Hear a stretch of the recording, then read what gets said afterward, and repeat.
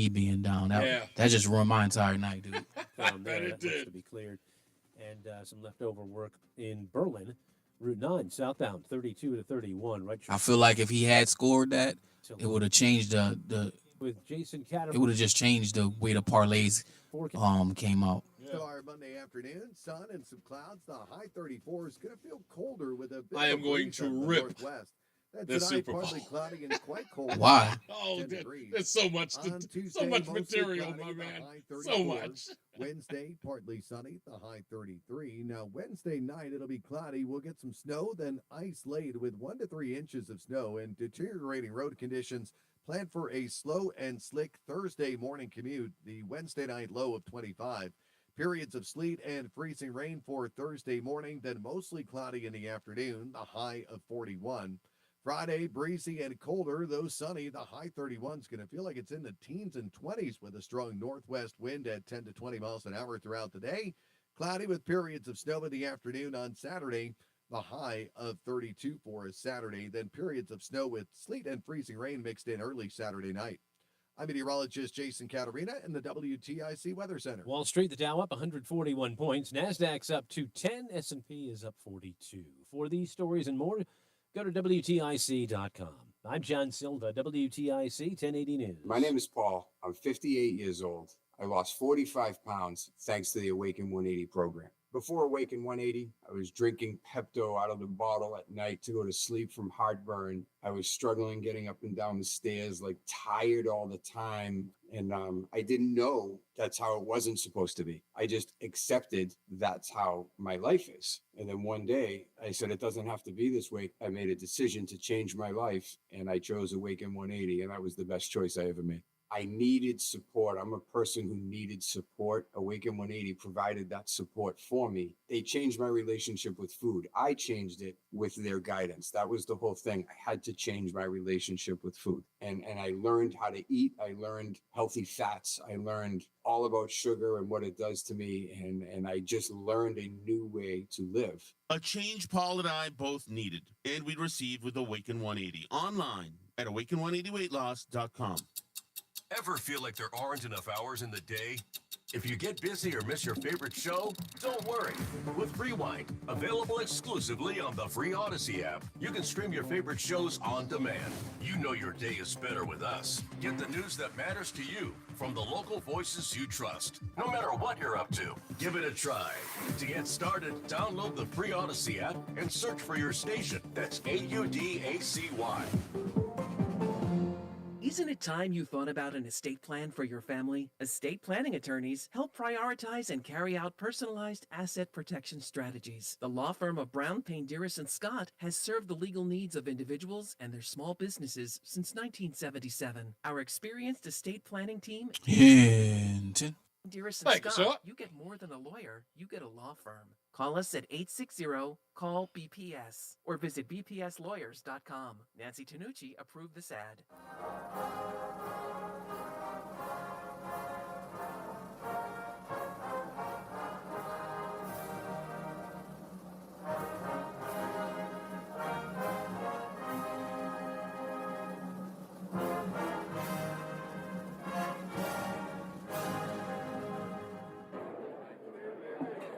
Hey, shh. Calm down. The show is about to start.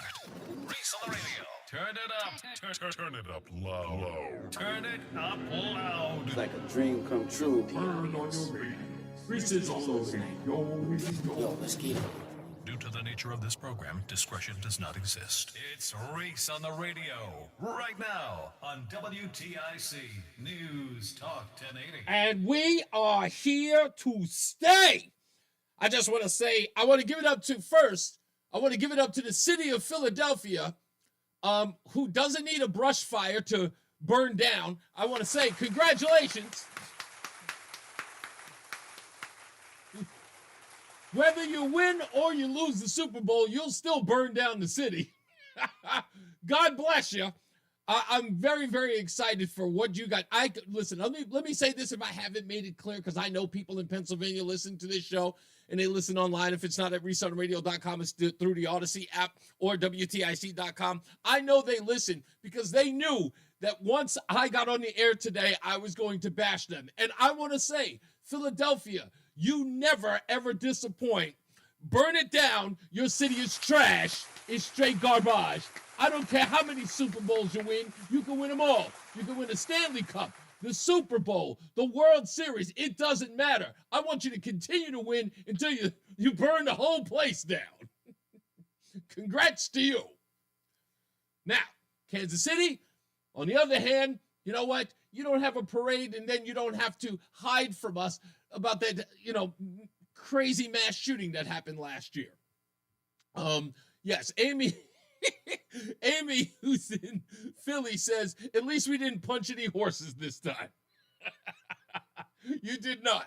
Congratulations to you, Amy. Amy's a big Philly fan, so of course she's she's very, very happy. But she knows that I'm absolutely right about them burning down the city.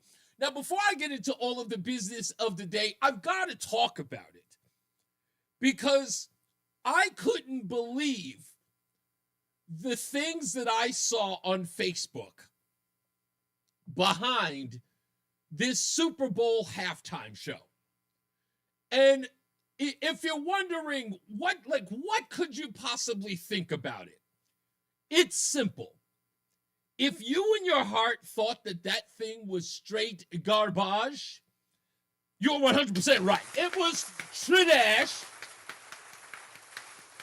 Or as we say in Italy, garbaggio. Why? Why was it garbage? Okay, let me explain to you why it was garbaggio. Real simple. There may have been some people in the crowd and some people watching on television who understood the Negro nonsense that is Drake and Kendrick Lamar. It's a part of pop culture. I get it. I even know about the back and forth between the two of them and this They Not Like Us song. I'm in the media business. Of course I pay attention to it, but I don't care. Kendrick Lamar does not have a popular playlist. There are people who know Kendrick Lamar, but you're not banging it in the car. And I don't care who you are. Be you a black kid, a white kid, an Asian kid, a Hispanic kid. I don't care where you're from. If you listen to hip hop, Kendrick Lamar is not your cruising music. He's not. He is a rap artist, a hip hop artist, and he is for the thinking man who listens to hip hop. It's not about groovy beats. It's not about getting on the dance floor and shaking your rump like a Ludacris record would. Okay? He's for a certain type. The je ne sais quoi of the hip-hop elite. So having him there singing songs that you may think you remember, like the most popular song that was on there that you remember was the theme from the movie Black Panther. All the Stars. That was when the girl shows up and starts singing. Yeah, SZA. Yeah, you remember that song. You're saying, where do I know that song from? From the Black Panther movie. All the rest of the stuff you're going, okay, other than the They Not Like Us song, I was like, I don't really know this guy's repertoire. Okay. Which shows you part of the problem. Because every artist that comes out there and performs, you've at least heard the music before. And if you're not familiar with it, especially a rap record, you're not going to understand the lyrics. What's he talking about? What's that reference to? And when you have all these people talking about, oh, it was over your head. It was over your head. It's the Super Bowl halftime show. This isn't a lecture at MIT. He's supposed to go there and make the crowd dance. Have a good time. Yay, football. Not do all the deep messages. And what was Samuel L. Jackson doing out there? Uncle Sam. What was he out there for? Did somebody miss playing the character from Django Unchained? What was that all about? What was Samuel L. Jackson? And why? And why is Serena Williams crip walking? What? Somebody explain that to me. What was the significance? Oh, that's right. She's from Compton. But I thought that her father, Richard, got her out of Compton so she can have a better life. And what did she reduce herself to? A female in a skirt crip walking on stage at the Super Bowl. Okay. I don't know. Maybe I missed that. Maybe I'm not hip enough. Folks, you're not hip enough. It was garbage. It was trash. It was a horrible Broadway show. And I thought about that, and I said, you know what? This Broadway show deserves Broadway names. Are you familiar with Broadway at all, Roland? Did you ever go to a Broadway show, like even by accident? Yeah, all the time. Oh, all the time. Okay, so I think your mom was probably sent to a particular Broadway shows. Can I assume that? Actually, it was when I was in high school. We went to our first one as a school. What did you go see? Please say Rent. Was it Rent? No, it was Romeo and Juliet. Oh, Romeo and Juliet. Okay, fine. Was it on Broadway, or was it like a Broadway off Broadway kind of production kind of deal? I don't even know, to be honest with you. Okay. Well, Broadway is perfect for this because that's what this stuff turns into. It's a bunch of choreographed people in colors. That's supposed to mesmerize, right? It's supposed to be an optical sort of fest of you looking at synchronized dancing, right? That's the whole spectacle. It's really now turned into a bunch of camera tricks and spinning around and walking and talking. It's not really entertaining anymore. But what it is a Broadway show. And it's supposed to be. It's a Broadway show. So I thought of a couple of Broadway shows that I would rename Kendrick Lamar's performance. You might know some of these. You remember the Broadway show called La Cage aux Folles? I think that he could call it La Gare Arbage. La Gare Arbage. I think that's a perfect name for it. Another one I was thinking of was Les Miserables.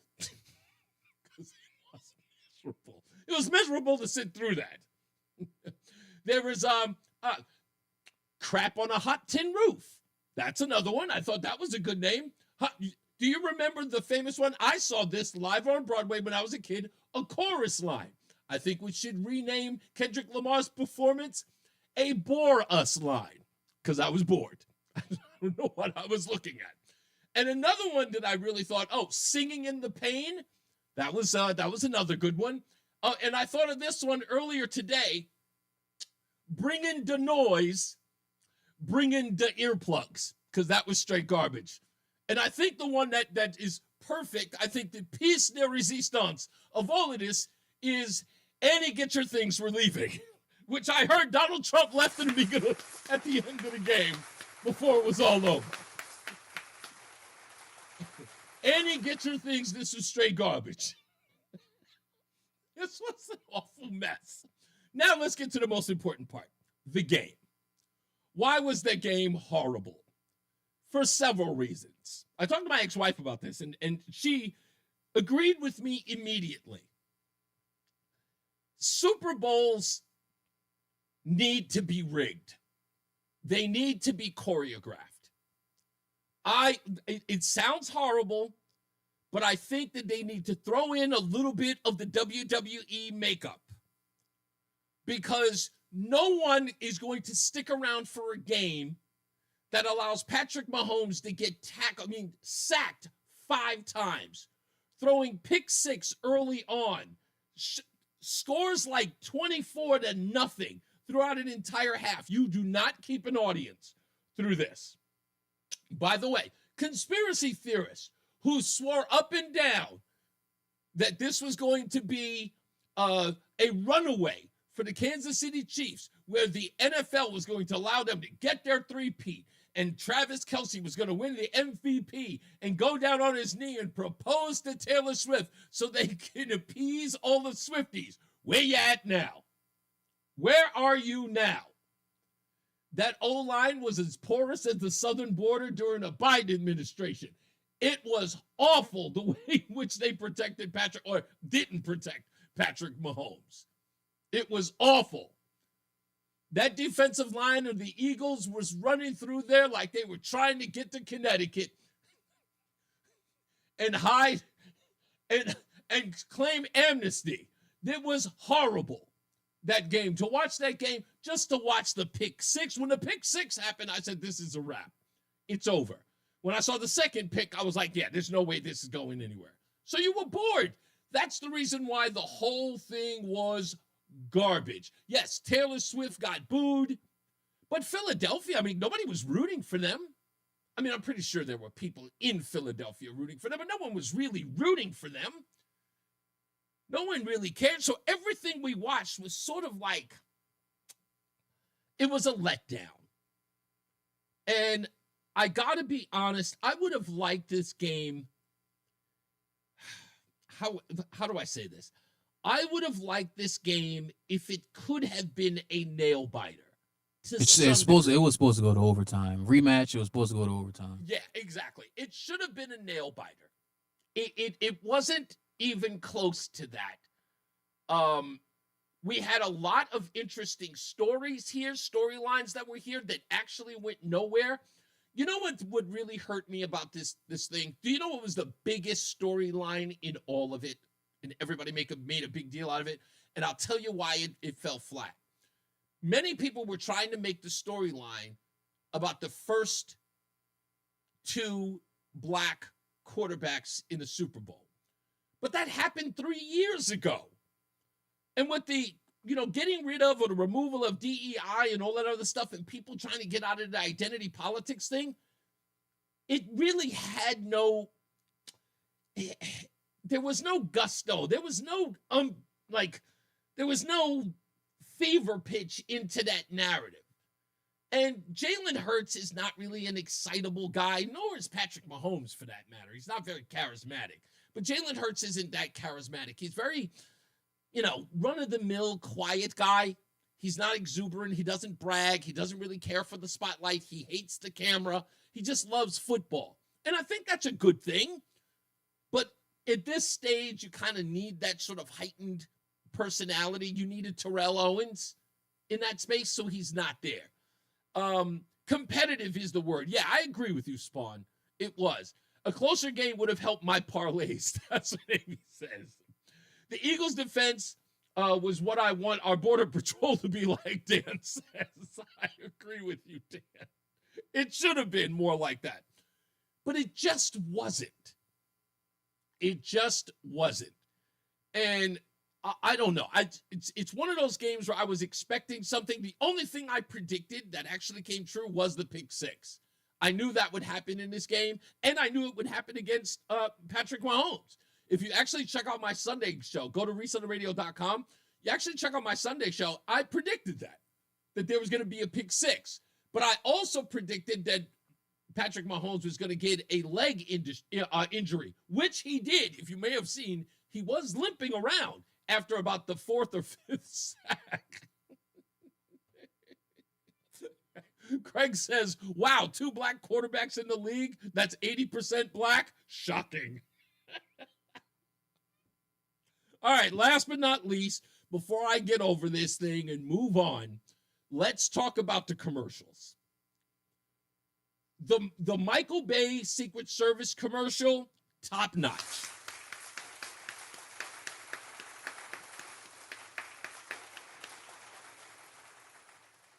I got to give it up for Shane Gillis and Post Malone trying to save the sinking ship that is Bud Light.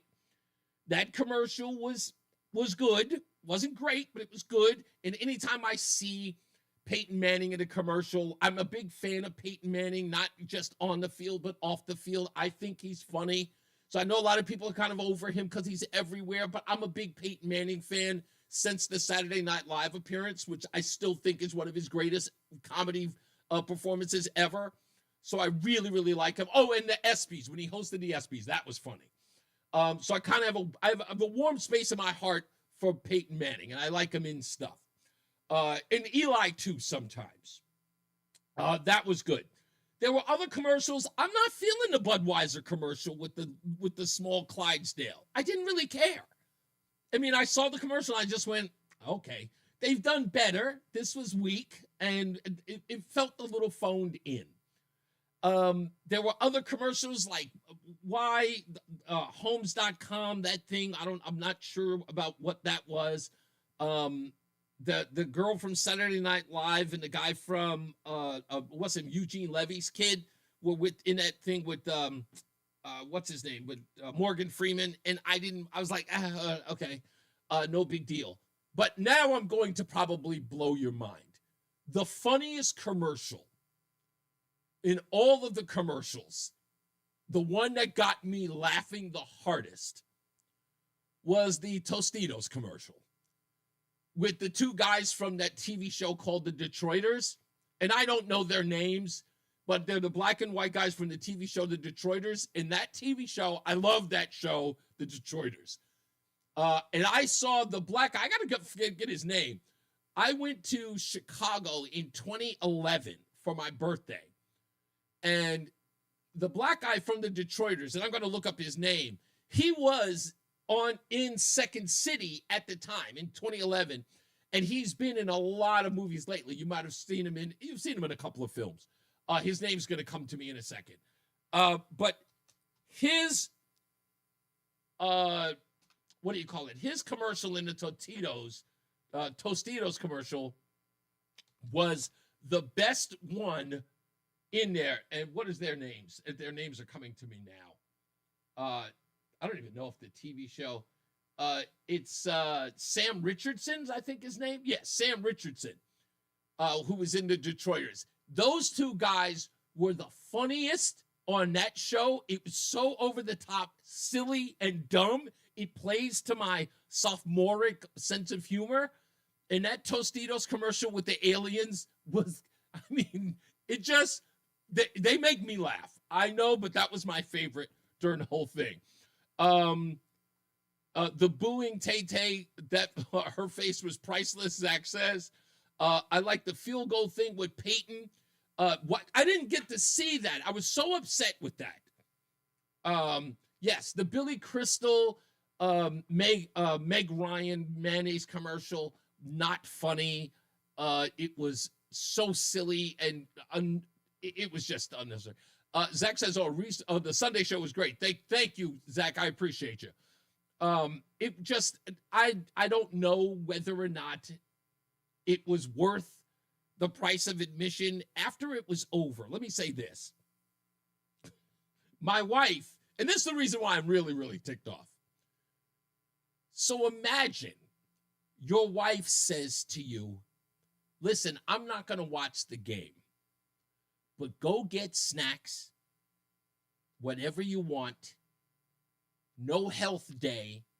Go get yourself a 2-liter of Dr. Pepper, which is kind of my favorite soda, and go gorge. We'll get some pizza. Go have at it and watch the game on your own. And I went, what? I'm like, you're not even going to watch, like, even for the commercials? She goes, nope. I'm going to go in the bedroom and I'm going to watch. Her favorite show is called Outlander. She was going to binge watch Outlander and left me to the living room for hours by myself. And I was a king in my own castle watching football. So to have all of that only to be presented with the worst football game, the worst halftime show, and the worst commercials ever. I have to apologize to my wife and say to her, I owe you every Sunday for a month of everything that you're asking for. She's already laughing right now in the background. I owe you several Sundays. I even went back to the grocery store and see if I could return the popcorn that I already opened. They told me, no, that's not how it works. So I'm horribly upset. When we come back, we got to talk about Chris Murphy this weekend. And Mark from West Hartford is going to be here. We'll talk about all that, and we'll take your phone calls. 860-522-WTIC, 860-522-9842. It's Reese on the radio on NewsTalk 1080 WTIC. There's a lot happening in Washington and in your local neighborhood. Follow WTIC News Talk 1080 on the Odyssey app to keep up with the latest. Ben, this is Dale for Northeast Men's Health. The one you love is the light of your life. And if you're like most of us, you want to do whatever you can to nurture your relationship. But if you're suffering with erectile dysfunction, you know the impacts the condition is likely having on you and on your partner. ED is a relationship destroyer. It can contribute to depression, distancing, conflicts, even breakups and divorce. And what's so disturbing about this is that most men who suffer with ED can be successfully treated, but a lot of guys don't seek treatment when they should. At Northeast Men's Health, we have protocols that are effective in well over 90% of cases. In fact, if you're like most guys, you could be having great sex within a day or two of your first appointment, and maybe find you're performing like you haven't in a long time. So call Northeast Men's Health today. Your initial visit is only $99 and includes blood work, a medical consult, and if medically advised, a test dose. And if that test dose doesn't work in the office, your visit is free. Call 800-930-5956 or go to northeastmenshealth.com. We have 5 offices in the Northeast to serve you. Northeast Men's Health, a Promenic restorative health practice. I want to learn how to cook, but I keep ordering takeout. I plan to rearrange my closet, but I stopped after picking the clothes up off the floor. Accomplishing goals is hard, but when your goal is to learn a new language, Babbel makes it easy. In just 15 minutes a day, Babbel's award-winning language learning app will help you start speaking another language. Start having conversations in as little as 3 weeks. Comment tu t'appelles? Comment tu t'appelles? Vous êtes où? Vous êtes où? Babbel's bite-sized lessons make it easy to learn words and phrases you'll actually use. So when someone asks, "How's your French going?" you can say, Babbel est amusant et facilite grandement l'apprentissage d'une nouvelle langue. Et cela ne prend que 15 minutes par jour. when you want to really learn another language, it starts with Babbel. Babbel, language for life. Celebrating 10 million subscriptions sold. Now try Babbel for free at Babbel.com. Just go to Babbel.com and start learning a new language today. That's Babbel.com. Babbel.com. And now, a WTIC news update.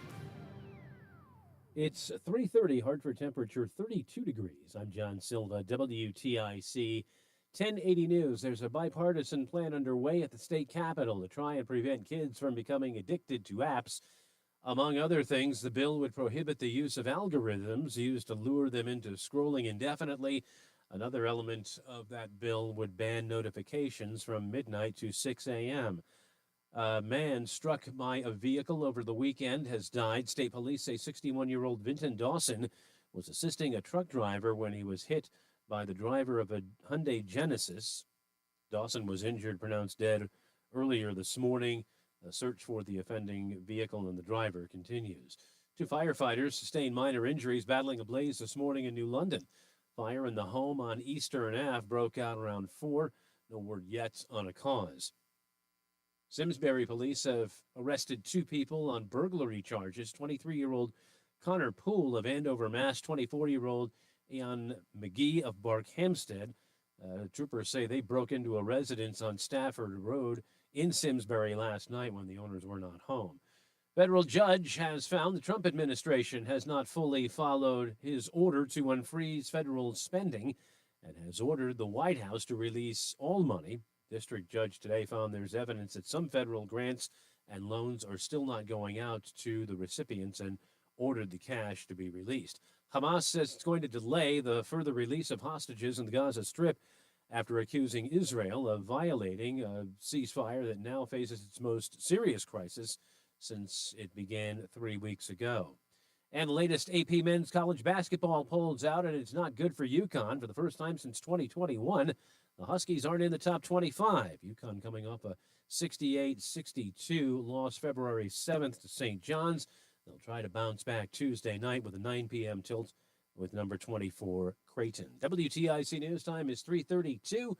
Jason Catarina has the forecast. For the rest of our Monday afternoon, a mix of sun and clouds, a bit chilly with the high 34 and a breeze out of the northwest to make it feel colder. Partly cloudy, quite cold tonight, the low dropping down to 10 degrees. Then for Tuesday, mostly cloudy, the high 34. On Wednesday, it'll be partly sunny, the high 33.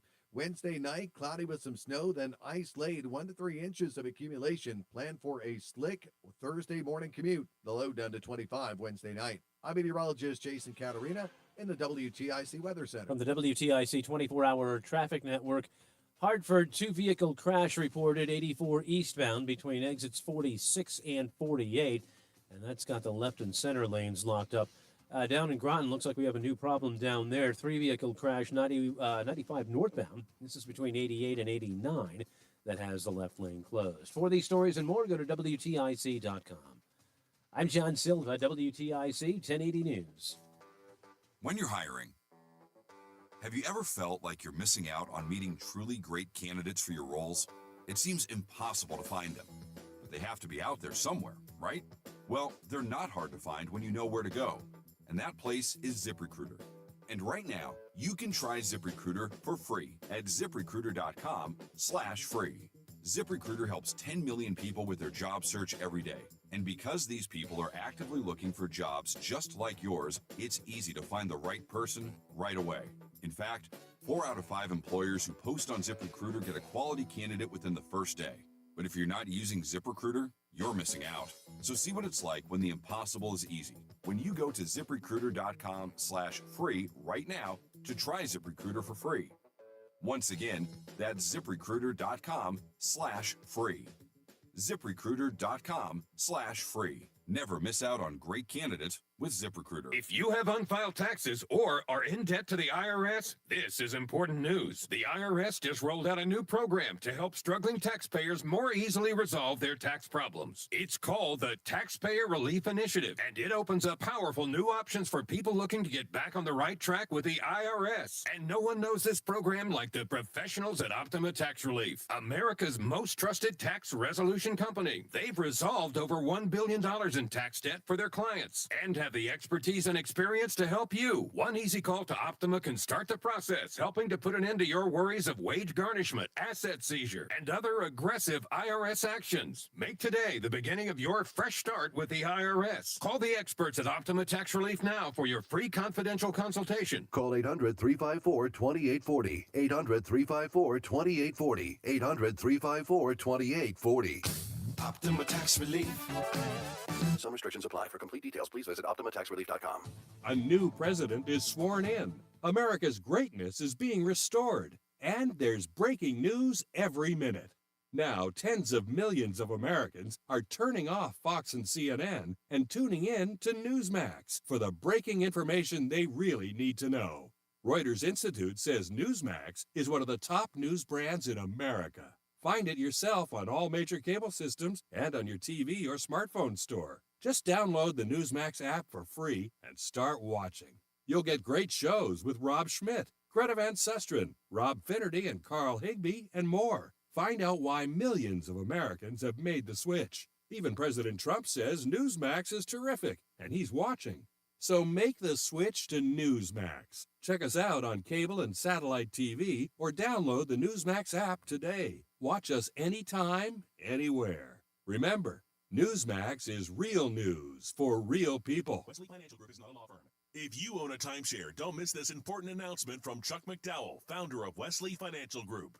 If you receive an unsolicited phone call or mail piece to discuss selling, renting, or especially that was the best thing you just sent me. I saw that yesterday. I thought that was the best. Hang the phone up immediately or throw that mail piece in the trash and contact your timeshare resort or Wesley Financial Group for assistance with your timeshare. As the only Inc. 500 timeshare cancellation company, our knowledge, experience, and results has made Wesley a trusted resource for over 40,000 families we've helped get out of their timeshare. Give us a call, and I'll send you our timeshare exit information kit free with the straight facts about your timeshare and all of your options for cancellation. Call for your free info kit, 800-329-2121, 800-329-2121, 800-329-2121. Life and are you putting it off? Can't afford it? Too much hassle? Think you don't need it? There's lots of excuses for putting off life insurance. But if you weren't there, who would pay the mortgage and other bills? With Ethos, you could be covered in 10 minutes and boom, family protected. Ethos, fast and easy online term life insurance. Up to $2 million in coverage with no medical exam. Some policies as low as $1 a day. Answer a few health questions and get your free quote at getethos.com. That's getethos.com. If Ernest Hemingway was alive today, would he say this to you? Shakespeare, Mark Twain, Edgar Allan Poe, all great writers. And after reading your book, I simply must add you to the list. Wait, you don't have a book yet. So make a free call to Page Publishing. Turn your book publishing gold. 800-215-6818. 800-215-6818. That's 800-215-6818. Reese on the radio, making sense of the news. Yeah, even when it makes no sense at all. Now on WTIC, News Talk 1080. All right, now we got to get into the business of the weekend. As you guys might remember, I was highly critical of Chris Murphy and Dick Blumenthal. Oh, I'm sorry, I have to say his name right. Dick Blumenthal, who was on the bill for this event that was happening over the weekend, Saturday, in fact. And I talked a little bit about on the Sunday show about this citizens meeting that was happening in West Hartford. Okay, and our good friend Mark in West Hartford was there, of course, he's right in his backyard, as well as Juan in East Hartford, I understand, was there as well. In fact, we'll get that in a sec. Both are on the line. But I want to give you a little background on this because they weren't inside, Juan or Mark, but something happened inside that event. And we have to recognize that what was this event for was something a little crazy, in my view. Think about it. There are real issues in the state of Connecticut. Education is a big one. Illegal immigration, another one. And energy prices in the state. These are all huge. But Chris Murphy and Dick Blumenthal went all the way to West Hartford to hold, I guess, some sort of town hall with a bunch of their acolytes. This wasn't an open forum. Everybody who got an RSVP was somebody from an organization there to prop up Murphy and Blumenthal. Everybody who was there. I watched the whole thing. That's who they were there for. And they were there to taunt Trump supporters who they knew would be outside. So this was nothing more than a campaign rally. But there is something even more nefarious that happened here, folks. And that was Chris Murphy and Dick Blumenthal were trying to rally the troops. In essence, they showed up there as an offering. Hey, look, we're here. Now go out and do our bidding. You have to do the legwork. We're going to be in Washington, but here we need you to spread the word. Now, on another note, and this is the part that really, really got me, Connecticut is afraid of the will and the power of the people in the state. So for those of you who are conservatives, nobody on the Democrat side is sitting pretty and happy that the state is in their control. They are scared to death. How do I know? This video and audio illustration will tell you. A woman stepped up who is supposed to be an illegals lawyer. She calls herself an immigration lawyer, but we know her job. She's a lawyer for the illegals. Well, she's not happy with Blumenthal and Murphy. Here's what she said to them. And listen to the crowd go nuts when she does. I work in refugee resettlement in Windsor, and I'm also an attorney. I represent immigrants, both documented and undocumented. Terrified. They're terrified. We have immigration lawyers that are telling their clients not to show up for their court hearings because it's not worth the risk getting picked up by ICE. We have refugees that are here legally that don't know that their status even protects them anymore, and I don't know what to tell them. So my question for you, and this is echoing off of what was said a little bit earlier, is how far are you willing to go to protect these vulnerable populations? South Korean legislators were willing to fight truth to get into buildings that they had a right to be in. John Lewis put his life at risk.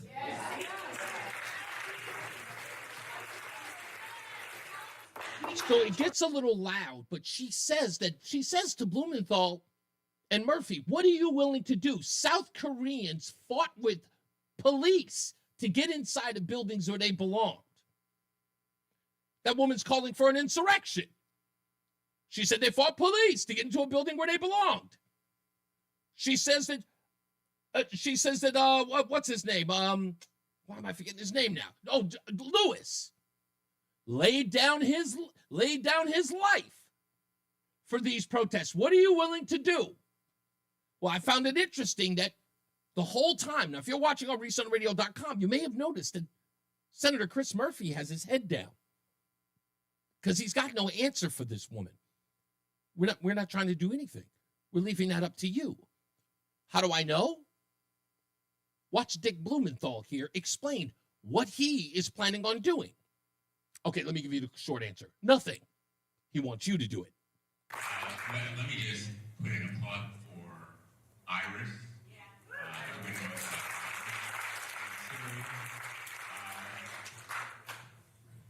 Be in New Haven tomorrow. Wilbur Cross High School. Run for Refugees. support. Now, there's going to be a snowstorm, right? I'm going to be there as long as they have it. But that kind of showing is very important. We need more than showing. We're going to fight for legislation, and we're going to try to fight for pieces of legislation that will really make a difference on the temporary protected status program, on the special immigration visa program, SIV, talking about the Afghan refugees. The administration has pulled the flights for 1,600. You get it yet? Do you get it yet? He's not talking about the illegals in New Haven. He's not talking about the illegals in West Hartford or in Hartford or in any other city, Bridgeport. He has no plans on doing anything. They have no plans on doing anything. They want you to do it. They want the liberals and the Democrats in Connecticut to do it because they can do nothing. All they can do is posture. All they can do is tweet. All they can do is get in front of the cameras and say, we welcome them. So what are you going to do to stop them? Welcome them more. They're scared to death. Let's get to Mark in West Hartford. How we doing, buddy? Oh, I'm doing great. I had a great time Saturday. I didn't know what to expect. I'm glad you're pulling sound bites because, I watched some of it. I have to go back and watch all of it. Mm-hmm. I thought the optics of the event just said so much about Connecticut liberals. Mm-hmm. The ones that are listening, the DEI, they're tolerant of others and everything. This was, and you have to go on Mark from 34375. Yo, just put in Mark from West Hartford. It'll take them directly to you. Yeah. So it was amazing. So I actually pointed out, and I wasn't picking on her. I didn't put her name, but there were only 2 black individuals inside that building that I saw. I circled one. She was sitting in the audience of mostly middle-aged white male and female. Yeah, she actually spoke. I She actually asked a question during the back and forth. Yes, she did. I heard her. Yeah. So, I thought that was remarkable. Like, where are all those college kids that we saw on the campuses that are supposed to be in support of these 2 senators and all their causes? I didn't see them there. We've got college campuses right around that area, from Central to University of Hartford. Mm-hmm. They weren't around. It was a beautiful Saturday afternoon. The only other black individual I saw was the black male. I called him the Butler Valet security guard that opened up the doors for both Blumenthal and Murphy. I thought that he's in the whole screen. He's in the whole shot during the whole event. And the brother was carrying a gun. Yeah. I found it funny, and it was, again, so many things. My head bounces around. The rock star exit of Murphy was hilarious because I said, I put on my Twitter account, here he is. He hates guns and cops. Yeah. And there he was surrounded by what? Cops with guns. Yeah. And, these people were mean. So one thing I want to distinguish that, although there was, what was referred to as a MAGA crowd, but I wasn't part of them. Right. I was there in opposition to these 2 senators. And like you said, I wanted them to answer for things that they're not doing here on a local level. I was asking several people, hey, I live in the neighborhood. I didn't find out about this till way after, the seats were taken. Would you ask a couple questions for me? Yeah. And, most of them just said no. And then a couple like, what? And I said, and then, I gave him some national stuff. I said, Murphy has never made an official comment on Hunter Biden's gun arrest. Mm-hmm. And then subsequently, nothing about his pardon. Would you ask him? Oh, I'm not going to ask him that. Right. Then I asked another lady, I said, what about the floods in August? On August 19th, we had 3 people dead. Multiple properties were destroyed. And where was Murphy and Blumenthal? Nowhere. They were in Chicago. Yeah, exactly. They were at the DNC. At the DNC. And forget everything else. I can go on and on with the local stuff, but yet this was what a beautifully built echo chamber. Yeah, that's I've been all. to them before. Look, you and I warned that this was going to be like sort of a pep rally of these 2 guys setting out their foot soldiers, telling them what the agenda was. And there were some people who were in there. And I thought when that woman, when the illegal lawyer was sitting there talking about what are you guys going to do, I think that in a lot of ways, she walked in there kind of foolishly thinking that Blumenthal and Murphy were there to sort of explain themselves and what they had planned. They had no plan. They went there to go pretty much feed those folks chum. Hey, this is what Donald Trump's doing. We need to stop them, and we need you to spread the word. Now, you have to ask yourself, this is a state that's majority blue, right? We're talking about a deep blue state. What are these guys out here telling people we have to convince people of their plans or convince people to stand ready to fight back against this, what they call misinformation? It obviously means that Blumenthal and Murphy are recognizing that there is a growing swell of conservatives or people who are leaving the Democrat Party, and it runs a threat or runs opposition to their power. That's all I can see in this.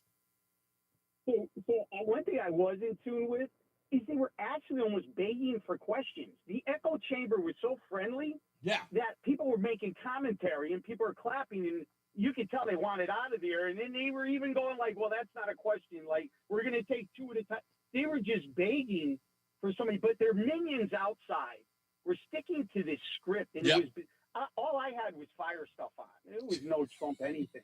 But they associated me with, I don't know, they saw me mingling over there. Oh, no. For you, listen, if you're not with them, you are against them. That's the whole Democrat line, sir. That's the whole deal.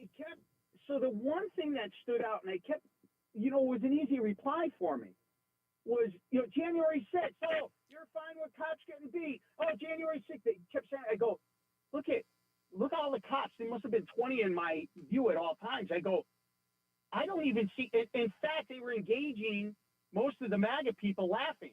Yeah. One thing, you Democrats, if you're listening, those cops that were there in West Hartford, it's not on paper. You're never going to hear them say it. But I will tell you, they hate you. They hate you with so much. I can't even tell you how much they hate you. You put police accountability in. Listen. And they put their lives at risk. They put their lives at risk regularly. Every cop was, almost at risk for them. Yep. Like they have to, these D-bags, they have to do their job and protect them anyway. But the thing that really was striking with the cops was how young they were. Yeah. And you know what? I know a Democrat is too stupid to get it. All the seasoned cops that you were threatening with all types of nonsense, you're going to be accountable for this time. They were like, what am I doing? Yeah. I'm not going to be a cop anymore. Let me take a break. I'm going to go. Listen, I'm going to talk to Juan because I know he was there and he's on the hold. But thank you, Mark. And listen, I'm going to direct everybody later on to make sure that they go and check out the video that you posted because there's a lot of good stuff that you posted there. All right. Wait. Hey, Reese. Yes, sir. Reese, real quick. I want you to call Rob Sampson. Oh, no, he's coming on tomorrow. He's on tomorrow. He's on tomorrow. Well, I'll send you my list of questions for him. You got it. About that event on Saturday. You got it. Thank you. You got it. All right. We'll take a break. We'll come back. Juan in East Hartford's on the line. We'll ask him because he was also there and get his take on it. And, of course, your phone calls at 860-522-WTIC. It's Reese on the radio on NewsTalk 1080 WTIC. For quality vinyl siding, please visit peterlbrown.com. O'Reilly Veriscan is a free check engine light testing program that pulls from over 600 million vehicle scans confirmed by ASC certified technicians to provide a simple report and possible fixes available exclusively at O'Reilly Auto Parts. Hey, it's Tom Shattuck here with Paul, who dropped 45 pounds thanks to Awaken 180. Was losing weight hard with Awaken 180? Program at the beginning, like anything else, is tricky because, you live a certain way and then you change it. But again, the support they gave me, the way it was explained to me, it was doable. It was amazing. Anybody can do this if you set your mind to it, but with the help you receive from the folks at Awaken 180, you can do this. My mental health is better. My energy is better. My relationship with my coworkers is better. My relationship with my wife and my family, my driving. There's not anything in my life that isn't better. Everything was affected by what I was eating. Awaken 180 gave me the ability to see life through a whole different lens. Thanks, Paul. Awaken 180 isn't hard. It's an adjustment with how you approach food. It sounds simple because it is with the solution for weight loss. See for yourself online at awaken180weightloss.com. A lot of times it starts with a nuisance pain, right? But it doesn't go away. And it doesn't get better. If you have joint pain, whether it's arthritis or injury, and you're sick of it, you can actually do something about it. It's QC Kinetics, groundbreaking treatments for pain, long-term relief without surgery, without drugs, and without downtime. Give them a call today. The consultation is completely free. These QC Kinetics treatments, they prompt your body to heal and restore those damaged joints. You won't miss a beat, and there's no downtime. Okay, this stuff doesn't get better with time unless you do something about it. So these regenerative treatments could be for you, and the consultation's totally free, so there's no worry about it. You can listen to what QC Kinetics has to say and then make an informed decision, especially if you're considering surgery. Give them a call. 860-440-PAIN. Again, 860-440-PAIN. The company is QC Kinetics. They have 3 offices here in Connecticut, Avon, New Haven, and Glastonbury. So the odds are that it's near you. So give QC Kinetics a call for that free consultation at 860-440-PAIN. Celebrate twice as much with NordVPN's 1 minute. At 72% off and a coupon for up to 1 year free. Visit NordVPN and discover the benefits. Secure up to 10 devices with a single account. Encrypt your online traffic. Reduce the risk of phishing, scams, and malware with NordVPN's Threat Protection Pro. Get the special birthday deal at NordVPN.com. Additional terms apply. NordVPN. If you want jazz music, go to New Orleans. Bagels, New York. And for psychics, think California Psychics. You want the best, you go to the best. At California Psychics, home of free spirits and open minds, we know better than anyone what makes a good psychic. That's why we guarantee. And 10. Reading isn't life-changing, it's free. Visit CaliforniaPsychics.com and experience the joy of certainty. California Psychic. It's Reese on the radio. Ask your doctor if common sense is right for you. On News Talk 1080 WTIC. Let's get right to the phones. Juan is in East Hartford. So, Juan, I heard you were there getting into a bunch of back and forth with a couple of those Democrats in West Hartford, sir. How are you?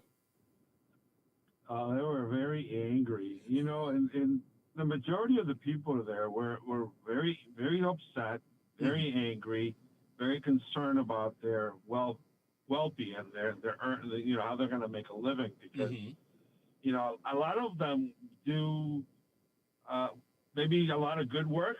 Yeah. Some of them do work that is probably, they understand that it's not a good value for the dollar. Right. And that it could be better. So somebody must go eventually, and so that was my impression of the crowd inside. As you could see it, Richard was basically there as a puppet, because this was all Murphy rolling up the crowd. Indeed. The one thing I wanted to know on the way out from Blumenthal is where's that evidence he promised us 4 years ago? They're just full of lies. They never call it out straight. They're empty promises, and all they want to do is get the people round up. Yep. To cause, all they were interested was to push this turf. How to go against the president of the United States. That's it. How to disturb the president of the United States. And I thought it was How are we interesting. gonna There be was disruptive? there were so many people talking about that after the fact, was that there was no discussion about local politics, about energy costs. And that's a national issue. But there was no conversations about Pura, no conversations about what people are spending. And it was incredible. Juan, let me go, but I promise we're going to talk about this again in the 5 o'clock hour. So please feel free to call back, okay? Will do. Thank you, sir. All right, let's get our first check of our traffic with our good friend Mark Christopher from the BPS Traffic Center. How we doing, sir? All right, Reese, thank you very much. Well, good afternoon to you, and good afternoon, everyone. And if you are making your way into downtown Hartford right now, this traffic report is being brought to you by Tab Computer Systems, a 100% employee-owned company. Now, if you're on the eastbound side of I-84, we have an accident in the left lane between exit 46 and 48. And we got the left lane blocked there, so you got delays back to exit 44 behind that issue right now. So look out for that. Westbound side of 84, a little tight as you approach the Bulkley Bridge in East Hartford up at 47 Sigourney Street. South of 91 delays 33 down to 32 A and B. North of 91 is moving well. Cromwell through downtown up into Windsor. If you are westbound 291, look out for an accident by the exit 5 Collins Street on-ramp in Manchester. A little slow back to I-84 behind that. Route 2 eastbound's okay. Glastonbury to Marlboro. Quiet Middletown. Waterbury's okay. 84 and 8. And a good ride toward New Haven on 91 and the Parkway. At Tab Computer Systems, our employee owners are dedicated to your business success. We offer affordable, enterprise-grade solutions in cybersecurity, VoIP, compliance, IT consulting, implementation, and support. Technologies advancing business. Tab Computer Systems. I'm Mark Christopher. Traffic and weather together on the 8th WTIC News Talk 1080. WTIC For the rest of our Monday afternoon, a mix of sun and clouds, a bit chilly with the high 34 and a breeze out of the northwest to make it feel colder. Partly cloudy, quite cold tonight, the low dropping down to 10 degrees.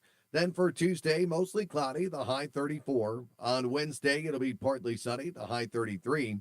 Wednesday night, cloudy with some snow, then ice laid 1 to 3 inches of accumulation. Plan for a slick Thursday morning commute, the low down to 25 Wednesday night. I'm meteorologist Jason Caterina in the WTIC Weather Center. WTIC is celebrating 100 years on the air and 100 years of serving Connecticut. This is WTIC and WTIC FM HD2 Hartford, an Odyssey station. 4 o'clock, 32 degrees in Hartford. Good afternoon. I'm John Silva, WTIC 1080 News. A bipartisan bill backed by State Attorney General William Tong would seek to limit how Instagram and other social media apps lure children to the point of addiction. We get that story from WTIC's Dave Mager. Tong says it's the algorithms drawing kids into perpetual scrolling, often leading to depression and anxiety or worse. In order to get you engaged, the machine has to keep a constant stream of content on the phone, and it has to keep feeding you information that you're going to look at. The Connecticut bill would ban the use of algorithms on kids without parental consent. It would also set a default time limit on social media, 1 hour per day, also subject to a parent's decision. It's going to give them healthy limits. Democratic State Rep Moira Rader says advancing the bill will also spark conversations between parents and children about breaking the cycle of addiction. Dave Maker, WTIC 1080 News. Courts are debating President Trump's attempts to cut federal spending. One judge ruled today the administration has not followed his order to unfreeze federal spending and ordered the White House to release the money. Meantime, another judge is hearing Trump's offer to buy out federal workers. Here's CBS's Weisha Zhang. The judge actually paused this order last week and imposed a new deadline, which is tonight at midnight. More than 65,000 federal workers have already accepted this deal, and that's more than 3% of the government workforce. But the judge said he wanted to learn more about the merits in this case. So this afternoon, we expect both sides to be arguing on the legality of this. Meantime, a new executive order by the president could rattle some trading partners. Correspondent Nancy Cortez explains. He's going to impose 25% tariffs on all foreign steel and aluminum imports starting today. Now, that will have the biggest impact on close allies like Canada and Mexico, whose leaders just cut deals with the president last week that they may have thought would head off moves like this. Back here, lawmakers, health experts, and survivors were on hand at the state capitol to talk up a bill they say is key in the screening and treatment of pancreatic cancer. Today is about turning pain into purpose. State Senator Dr. Saud Anwar co-chairs the legislature's Public Health Committee. Pancreatic cancer is the second biggest cause of cancer deaths in our state, and these deaths are preventable.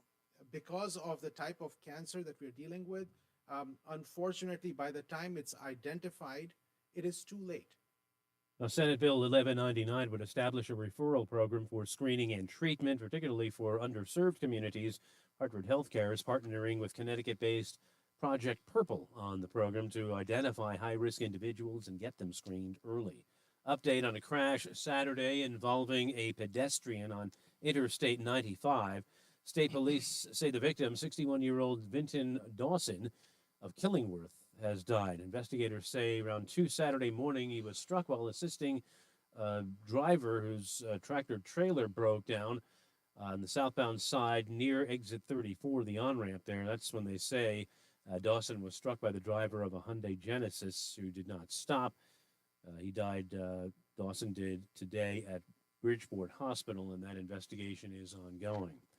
Hamas says it is delaying the hostage release expected next Saturday. The group says Israel has violated terms of the ceasefire by delaying the return of displaced Gazans to the north of the territory and blocking aid supplies. Israel says it's a violation of the ceasefire deal.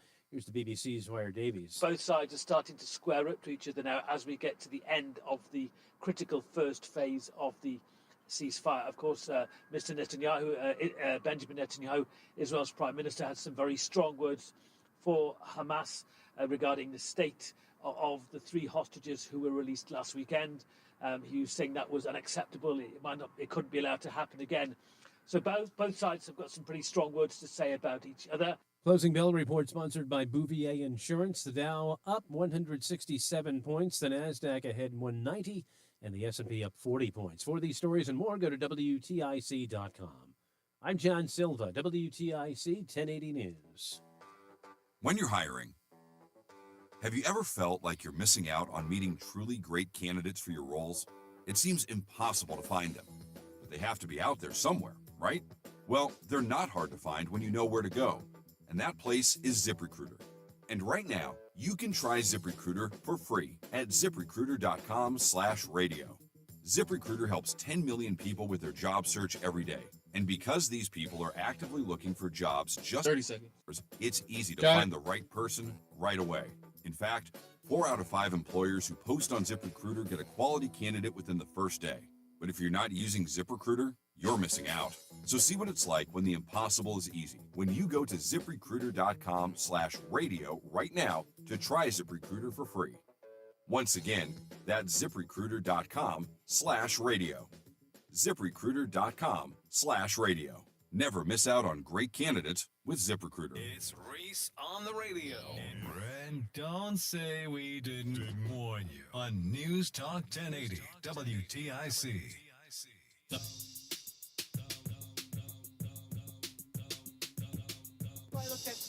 Yes, you do. Stupid as can be. This could very well be the stupidest person on the face of the earth. What's the stupidest thing I read today? Well, there are 2 things. The first thing is that I am never ever going to Sri Lanka because apparently the electricity hinges on that of a rabid monkey pulling out the plugs. Apparently there's a story that says that this entire grid that has been disrupted in Sri Lanka due to monkeys who are just unplugging stuff. So I'm hoping I never even go there. If my wife even suggests going to Sri Lanka, I'm going to go, no, that place is insane with the monkeys. You can check that story out by going to reeseontheradio.com. That's REESE on the radio.com. But another thing that I saw today, this isn't on reeseontheradio.com, but I wanted to share it with you because earlier we talked about the halftime show with Kendrick Lamar. Listen to this. This is Anna Navarro of The View this morning. You know I don't do sports. You know I don't do football, so I wasn't watching the game. But listen, I think today Donald Trump is going to sign an executive order banning black people from halftime. Because let me be the first to applaud that notion. Yes, Anna Navarro, you were 100% right. I couldn't agree more after that melee. Let's get another check of the traffic with Mark Christopher in the BPS Traffic Center. We'll be back with Rob McGreevy. Hey, Mark. Hey, Reese, thank you very much. Good afternoon to you. Good afternoon, everyone. 84 eastbound coming into Hartford, delays 44 Prospect Oakwood into the tunnel. Westbound 84 slowing East Hartford approaching the Bulky Bridge to 47 Sigourney. Southbound 91 delays 33 down to 32 A and B. Northbound 91 moving well. Cromwell through downtown up into Windsor. 291 384 okay east of the river. 2 eastbound moving well. Glastonbury to Marlboro. Quiet Middletown. Waterbury 84 westbound's a little tight approaching the Mixmaster. 91 in the Parkway, easy ride toward New Haven. Traffic and weather together on the 8s. WTIC News Talk 1080. WTIC weather. Partly cloudy and cold tonight. The low down to 8 degrees. Then mostly cloudy. The high 34 for us Tuesday. Cloudy with flurries Tuesday night. The low down to 21. Then partly sunny. The high 36 Wednesday. Wednesday night we'll get some snow. Then ice laid 1 to 3 inches overnight. Then Thursday periods of sleet and freezing rain in the morning. Mostly cloudy for the afternoon. The high of 41. Currently, it's 36 in Danbury, 32 in Waterbury, and 34 in Hartford. I'm meteorologist Jason Caterina in the WTIC Weather Center. Call the Bee for all of your HVAC, plumbing, and drains needs. Serving our Connecticut neighbors with fast and reliable service you can trust. Visit callthebee.com. That's callthelletterb.com to check out our latest deals and beeline to speedy repairs today. Call the Bee. We'll be there and we'll be fair. Welcome to the new era of excellence at Amber Woods of Farmington. We're thrilled to announce that our transformative renovations are now complete, and we've truly taken it to the next level for our residents. Discover our stunning new spaces and indulge in 5-star amenities that redefine comfort and care. This is not the same Amber Woods you knew. Call us today at 860-677-1671 or visit amberwoodsof.com to schedule a tour and witness the remarkable changes at Amber Woods. We can't wait to welcome you. Paid for by government. Throughout the Silver Eagle Coin Series, there's never been a Mint State coin struck with a special Privy Mark. Until now. That's right, the world's most popular silver bullion coin has just been struck with a special star Privy Mark. Silver Eagles are the best-selling silver coin since first being introduced by the U.S. Mint in 1986. This is an amazing and historic event, but you must hurry. A strict limited edition mintage has been set, and once they are gone, they are gone. These first ever Silver Eagles are brand new legal tender coins, minted in 99.9% pure silver by the Philadelphia Mint. For a limited time radio offer, save $5 off every coin. Just call 1-800-473-3993 to secure the first ever star Privy Marked Mint State Silver Eagle coin. Plus receive free shipping, but you must call now. Call 1-800-473-3993 now to secure this first ever Silver Eagle. That's 1-800-473-3993. President of the Chris Murphy Fan Club, Reese on the radio on News Talk 1080 WTIC.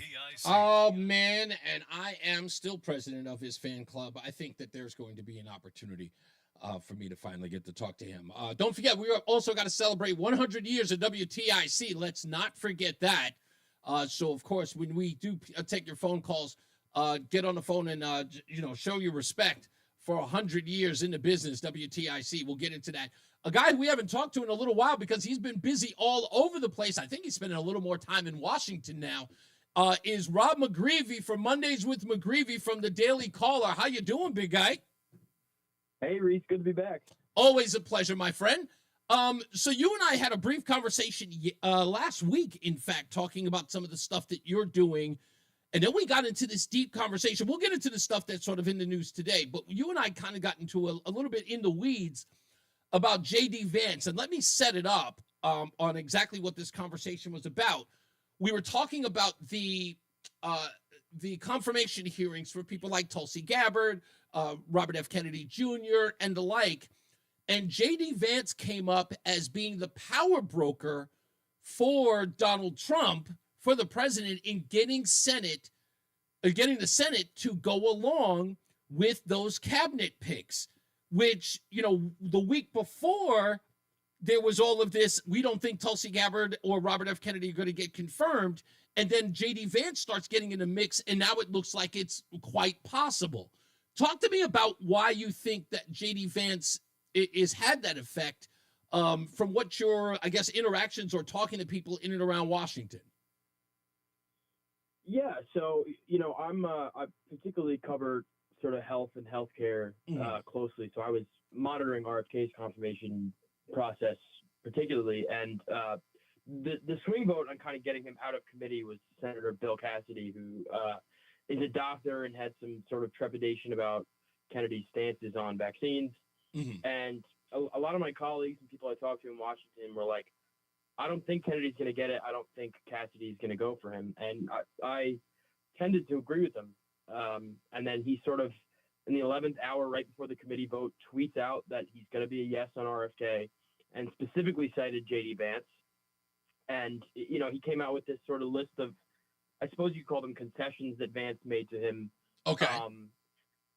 but then other senators as well on Tulsi Gabbard's vote, which I'm not monitoring as closely, but I understand from doing some reading that other senators also kind of cited conversations they had with both President Trump, but particularly Vice President Vance, as sort of being the closer. Really, it seems like Trump is setting him up to be the guy who's, almost whipping votes like a whip would. I mean, Vance comes from the Senate, and I think, and you and I spoke about this last week, I think it's kind of telling about where the party's going to be in the post-Trump world, because if Vance is the party leader and he's already commanding this much power and respect, I mean, who in the Democrats is going to stop him? Yeah, and that was a real, I think that conversation led up to what we're talking about now. And I said this a couple of weeks in, that after watching J.D. Vance, or Vice President Vance, do these interviews with opposition media, NBC, CBS, CNN, and all that stuff, and he was literally taking everybody to the mat. He was just body slamming every interview, coming out a winner on every one. I started to get this sneaking inkling that Donald Trump may be setting up the MAGA movement to go thrust right into the hands of Vice President Vance. And you sort of echoed that same thing. It's like we may be looking at another 8 years of the MAGA movement in J.D. Vance's hands. Absolutely. And, I think something that's funny about Trump is, if you notice this is something I paid attention to when he left office the first time. Mm-hmm. A lot of the Senate and House races that he chose to get involved in, he backs winners. Yeah. There weren't a whole lot of guys that he said, this is something where I can throw my weight behind and help a guy who's in the margins. He likes to pick the guy who's going to win. Right. And I think regardless of if Trump was sort of looking at Vance as the guy to carry on the mantle or not, he was going to be. I just think that he's, like you said, he's so eloquent. He's so young. He has this huge, long future ahead of him, and he's able to sort of explain some of the MAGA tenets in a way that makes sense to people. I think he was going to pick up this mantle and run with it without Trump's blessing, and I think Trump is kind of seeing that, okay, I might as well throw my weight behind this guy, because, again, Trump likes to pick the winner. Yeah, and I think what really works in Vice President Vance's favor is that even when he's being adversarial, he's disarming. You know, especially dealing with... He has like a charm to him that he's, when these liberal reporters are kind of spitting bile at him, he's still got a smile on his face. Yeah. We're on the phone with Rob McGreevy of the Daily Caller. So, Rob, give me a little scent of what's going on now with these. I know you're covering a little bit of what's going on with Doge, or at least, Daily Caller is. I mean, they're all on it. I want to play this audio bit. This was Stephen Miller talking to Maria Bartiromo about the judge's order for the Trump administration to not, sort of put in a kibosh on the Treasury, on any, information that the Treasury is giving or that Doge is getting from the Treasury. It went like this. A radical left judge said that the Secretary of the Treasury cannot access the Treasury computer system. This isn't just unconstitutional. That ruling is an assault on the very idea of democracy itself. Well, we continue. Is there any truth to that? Are they stopping Donald Trump at every level, that they're even stopping the Treasury Secretary from actually getting information that he's privy to? Is it gone that nuts? They're trying to. I think they're really grasping at straws at this point. Vance came out, I think, yesterday, the day before, and said this is where the president is well within his right to do these things. You cannot have a judicial system that sort of sticks its nose where it doesn't belong. A lot of the pundits and Democratic Congress people sort of set this up with their rhetoric. I feel like this has kind of been their attack vector. Oh, Elon Musk, nobody elected Elon Musk. He shouldn't be doing this. The truth is, these Doge employees they're not Doge employees. They're employees at the Treasury. I don't know if you know this guy, Big Balls. He's got hired by the State Department today, right? So he is an official government employee. Yes. These people have clearances. These people have a right to be, as the left would say, rooting around in the Treasury Department. So, right.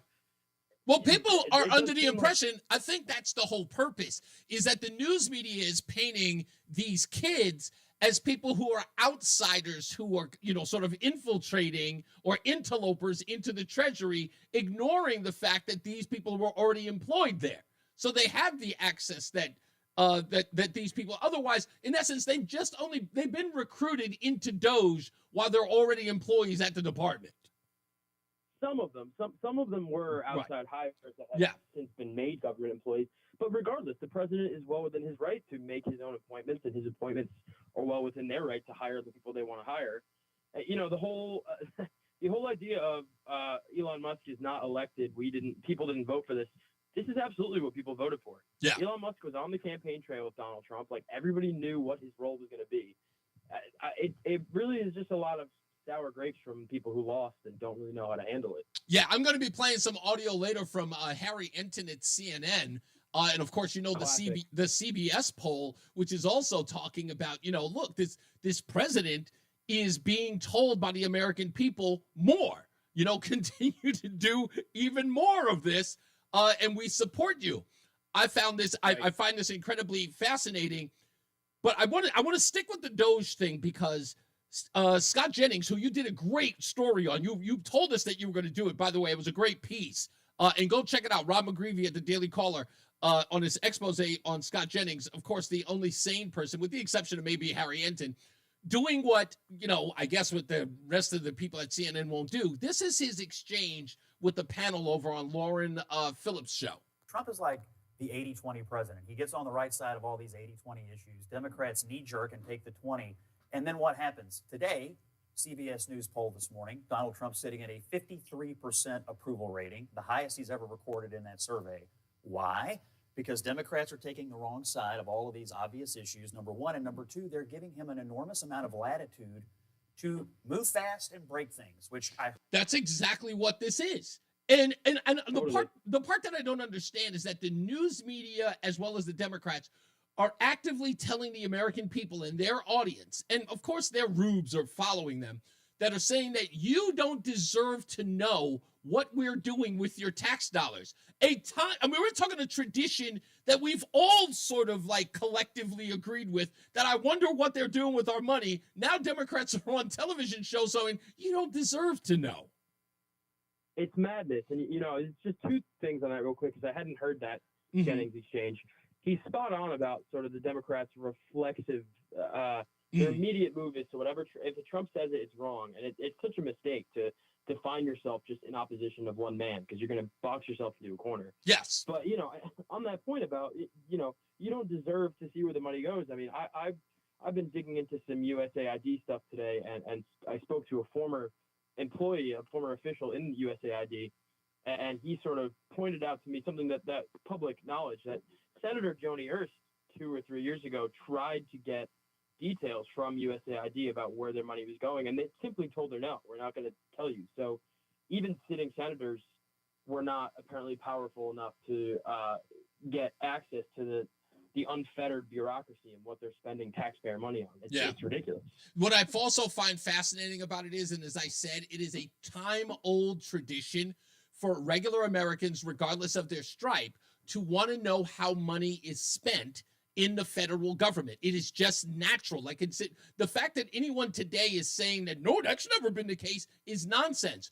But to add some sort of, let's just say, some fire to that rhetoric, I want to go back to a senator who joined the fray back in 2009, speaking to a documentary maker by the name of Michael A Lot Moore. You might remember him. Oh, I think I know who this is going to be. Oh, yes, you do. I was talking to someone who spent many years as a prosecutor, and he said, when that much money disappears, it's usually because somebody broke some laws somewhere.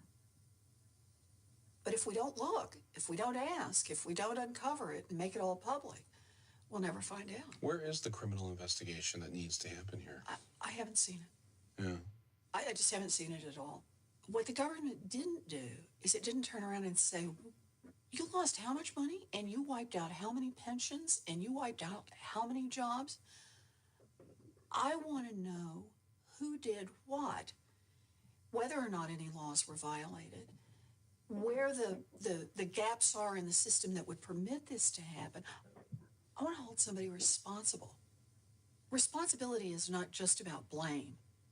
Responsibility is about making sure we fix this and it will not happen again. That was 2009. None other than Elizabeth Warren. Pocahontas herself. I mean, but again, this is what I would be doing on every network. If I could, I would be bringing that clip. If I'm Byron Donalds, I would go to MSNBC and I would come in with that clip in my hand.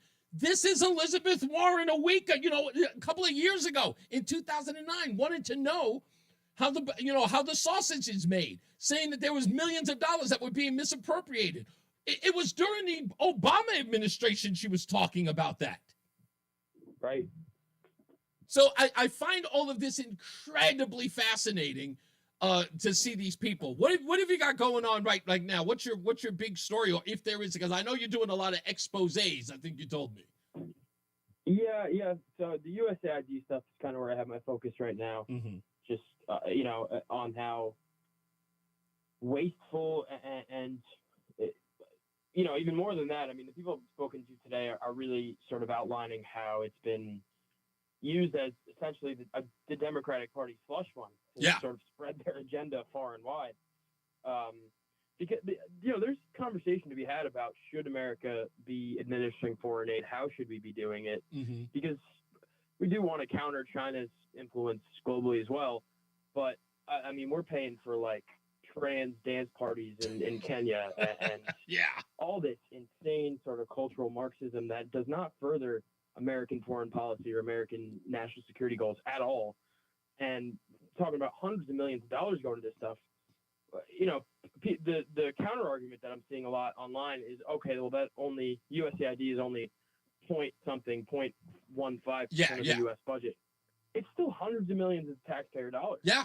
It's billions of dollars that can go to billions of dollars that can, again, be spent right here. Because we're talking about the wasteful stuff that we caught so far. The fact that we got $20 million going to an Iraqi Sesame Street. And by the way, did you hear Chris Coons? Did you hear Chris Coons describe why they were sending $20 million to Iraq for their Sesame Street? He says because he says this prevents. I'm going to play the audio later. I have it. This prevents those kids from joining groups like Al-Qaeda and ISIS.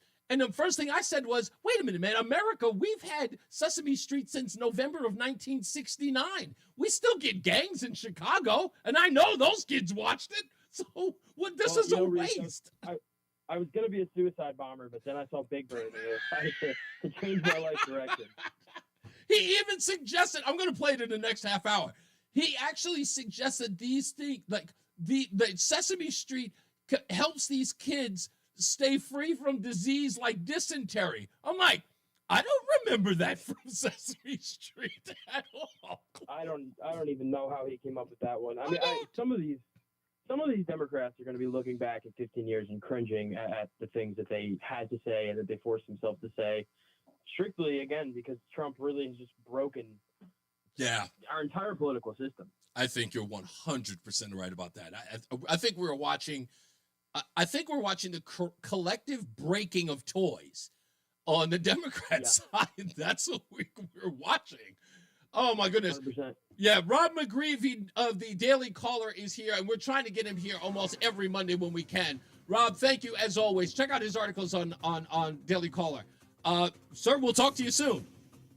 Thanks for having me, Reese. Always a pleasure. Rob McGreevy, the Daily Caller. We'll come back with your phone calls and so much more. We'll play that Chris Coons audio from the Smirkanish show on MSNBC. So stick around for that.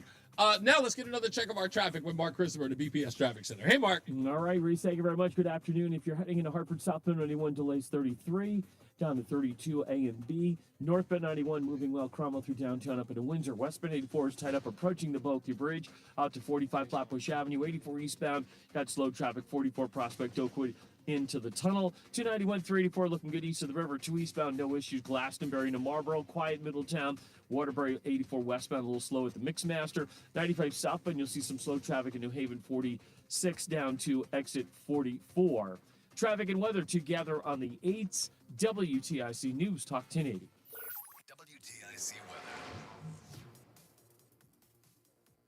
For the rest of our Monday afternoon, sun and some clouds. The high 34 is going to feel colder with a bit of a breeze out of the northwest.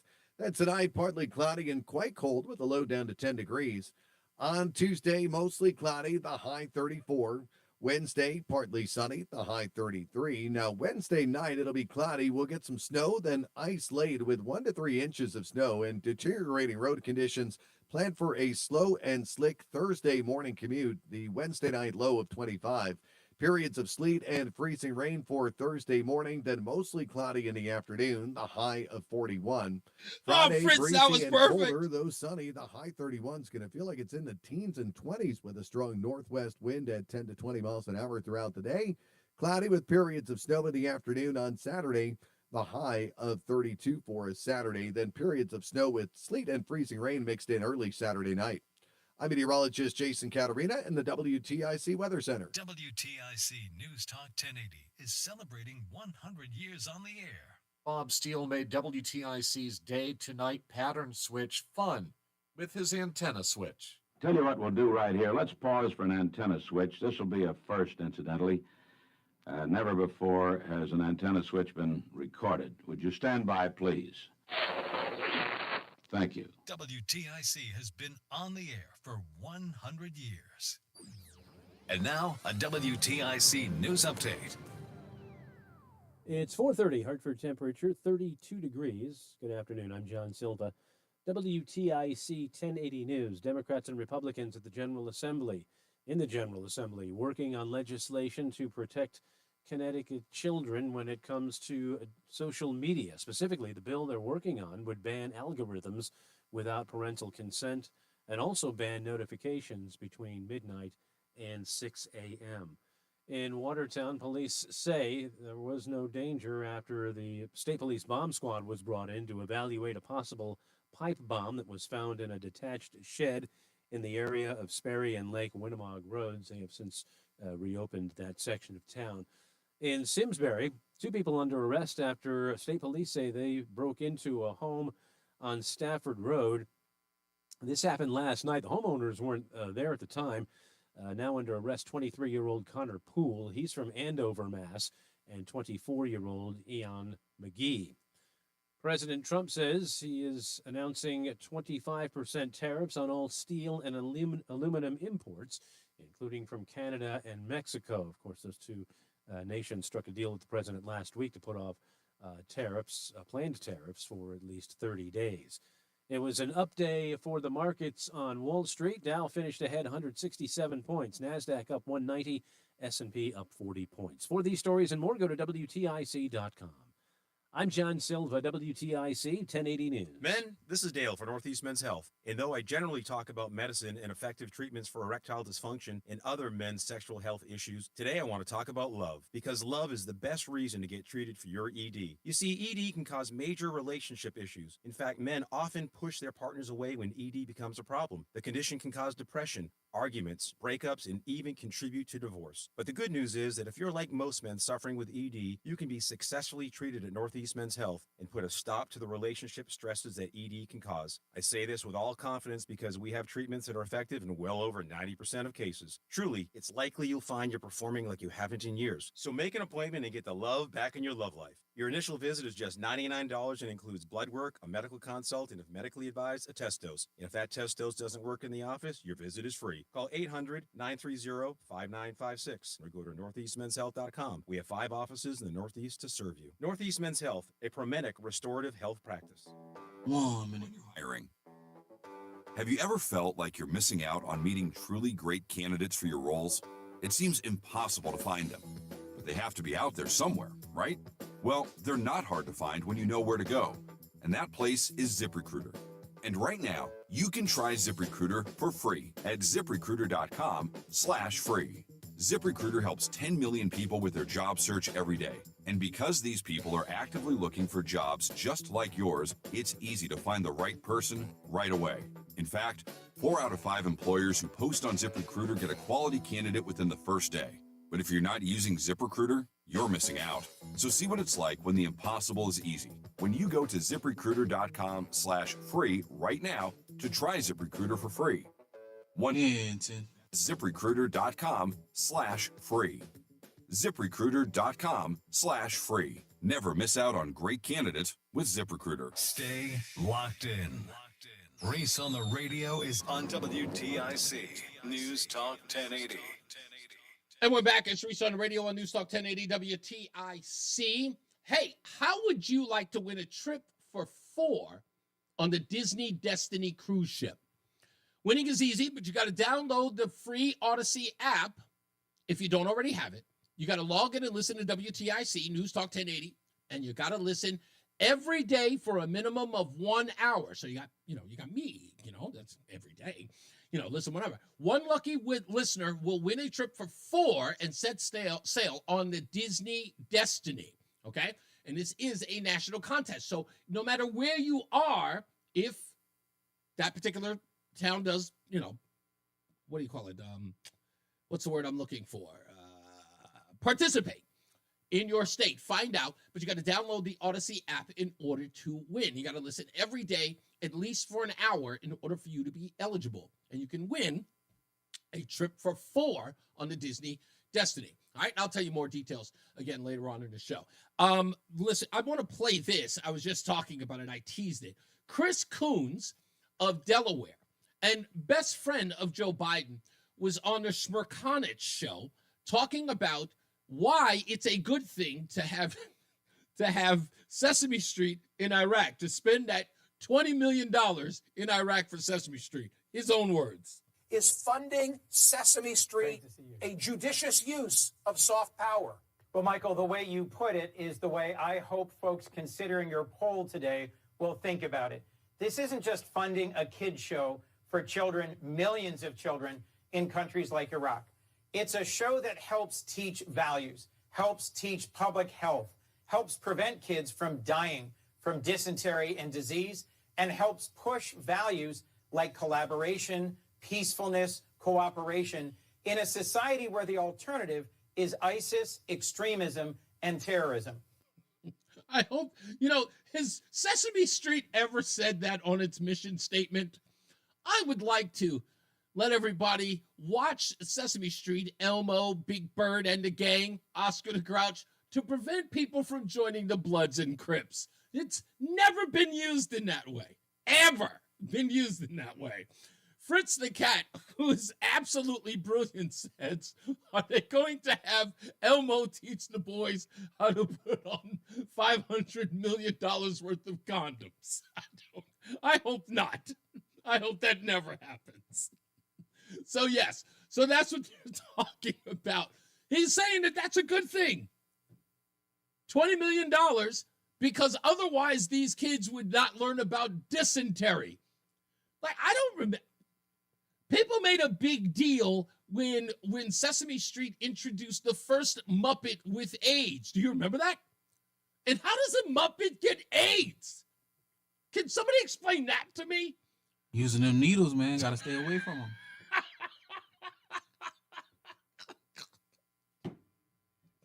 I mean, the only person who can, first of all, using them needles, the only person who would really be a person who could possibly have used needles was Snuffleupagus. Snuffleupagus. He likes to partake in the smack. Hi, bird.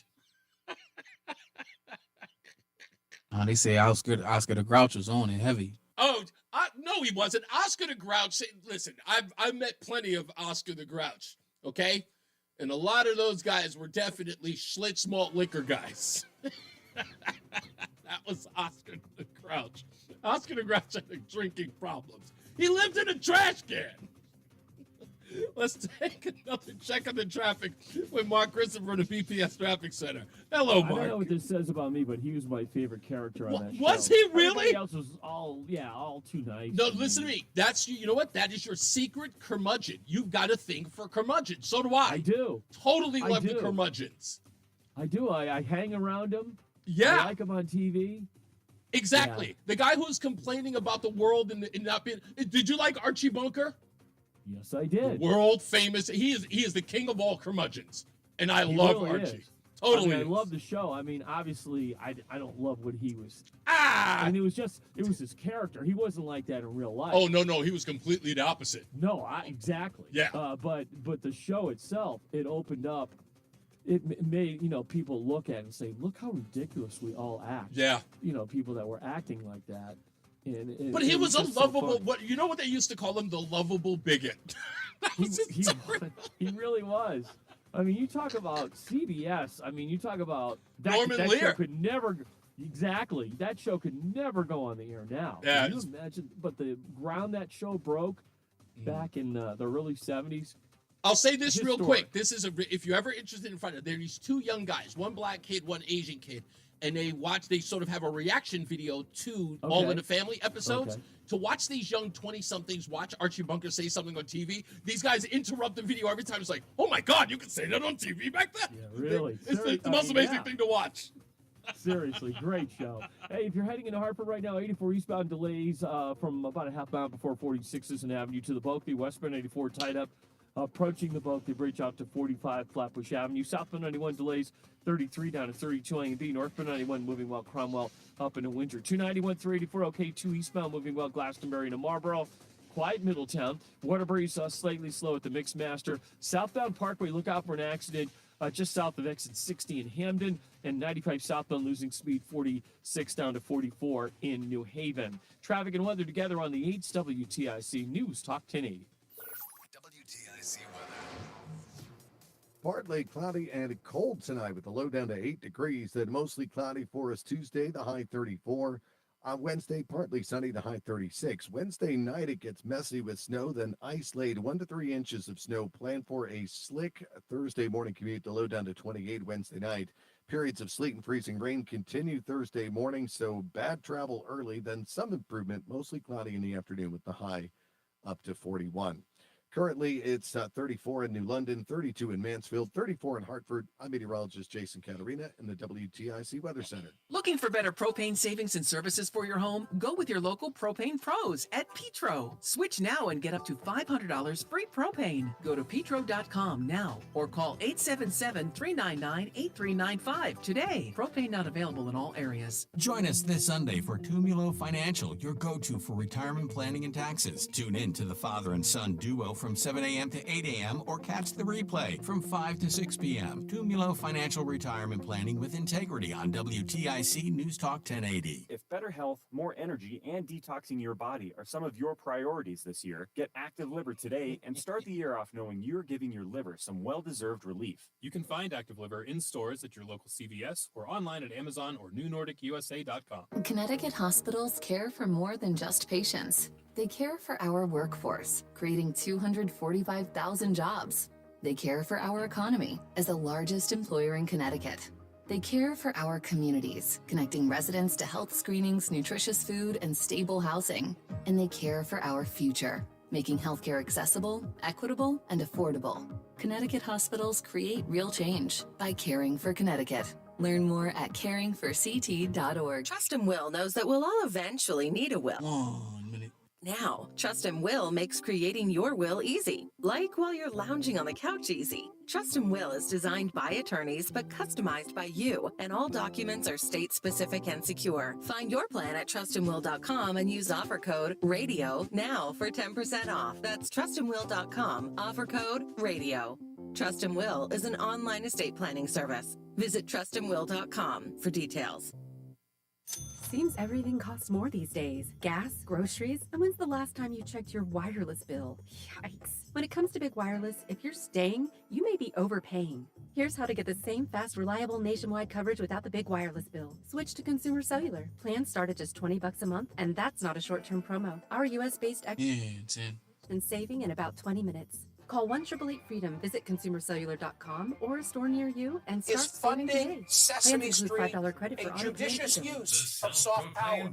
Well, Michael, the way you put it is the way I hope folks consider. Reese on the radio on News Talk 1080 WTIC. All right, we are back. Reese on the radio. Let's get right to the phones. 860-522-WTIC. Simsbury Joe is on hold. How we doing, sir? I'm doing well. How are you today? I'm all right, sir. What do you got? So before I give my breaking news, which I usually like to provide, okay, I really hope that in the next week or two that the Trump administration moves from reporting on what they're finding to actually arresting people. Yeah, prosecution indeed. Get it right to It Pam has Bondi's to be. office. Yep. Yeah, before I forget, congratulations to WTIC. WTIC's been a part of my life growing up in Hartford, listening to Whaler games, listening to the Red Sox my entire life. So 100 years, that's fantastic. Absolutely. But the comment I wanted to make about Mark and Juan and all the other great people who took the time on Saturday is that, and I was saying this to Mark, I would bet a lot of money, a real lot of money, that if there was a requirement to answer a question, that about 80 to 90% of the people in that line could not answer the question. And I'll tell you what the question is, because we're always hearing about, if we just talk to each other and we could get along and we could come to common ground and all this garbage, that only works if people are educated.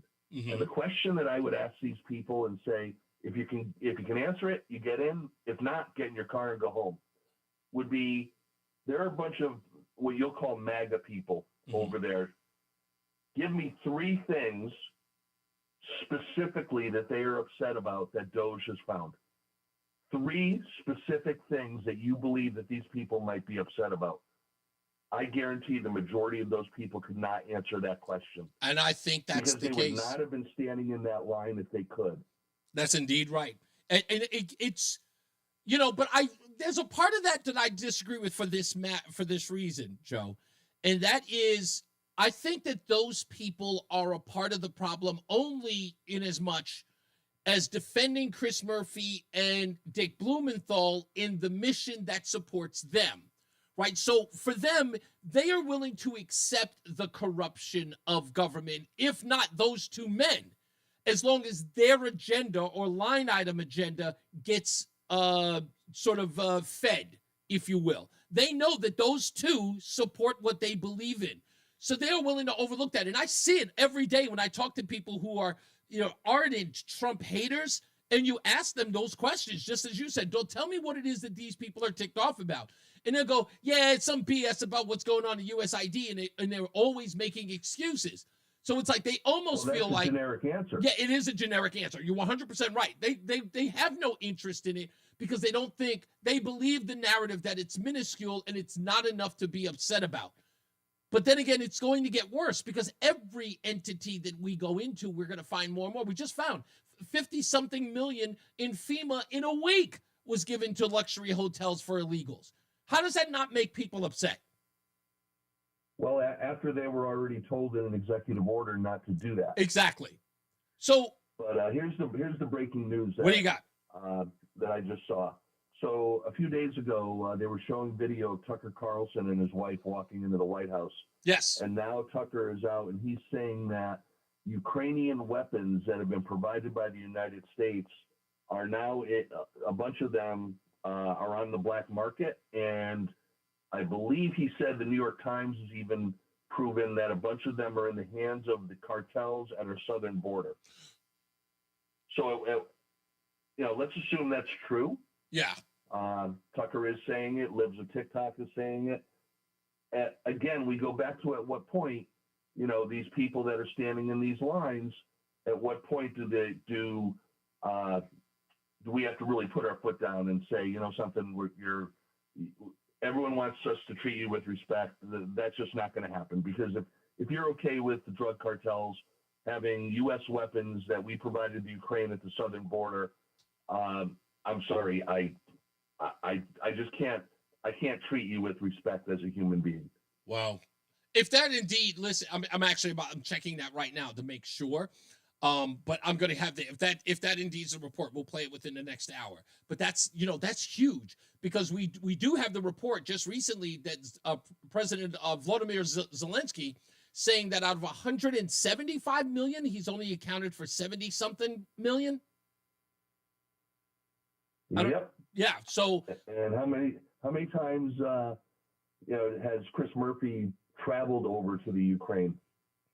Good point. So you can't say that there's not money laundering that's going on there. And I'm not saying that Chris Murphy has pocketed any of that. Yeah, but money, if you're going over there and you're but not I am checking, saying that it's too fishy. Yeah, but yeah, exactly. The point is that if you're spending time in Ukraine and you're over here promoting us spending billions of dollars in Ukraine, and then the president who is in essence the guy you're writing the check to, can't account for the money, there's a problem. And Chris Murphy has got to answer for that. Yeah, where's the oversight? Exactly right. Exactly right. And isn't Murphy on the Appropriations Committee? I believe he is. Yeah, I think you're 100% right on that. If you're going over there, you're apparently going over there for oversight, or you're going over there for visiting biolabs. Yeah, that we know are there as well. That we know are there. Exactly right. Thank you, Joe. Much appreciated. Appreciate the breaking news. Let's go to Polly, who's calling all the way from Niagara Falls on the U.S. side, right? Not those evil folks in Canada, right, Polly? Not right. Oh my! How can I help you, Polly? We got to stay constitutional. Now, one last guest was about USAID. Yes. Okay. Is it money laundering? 100%.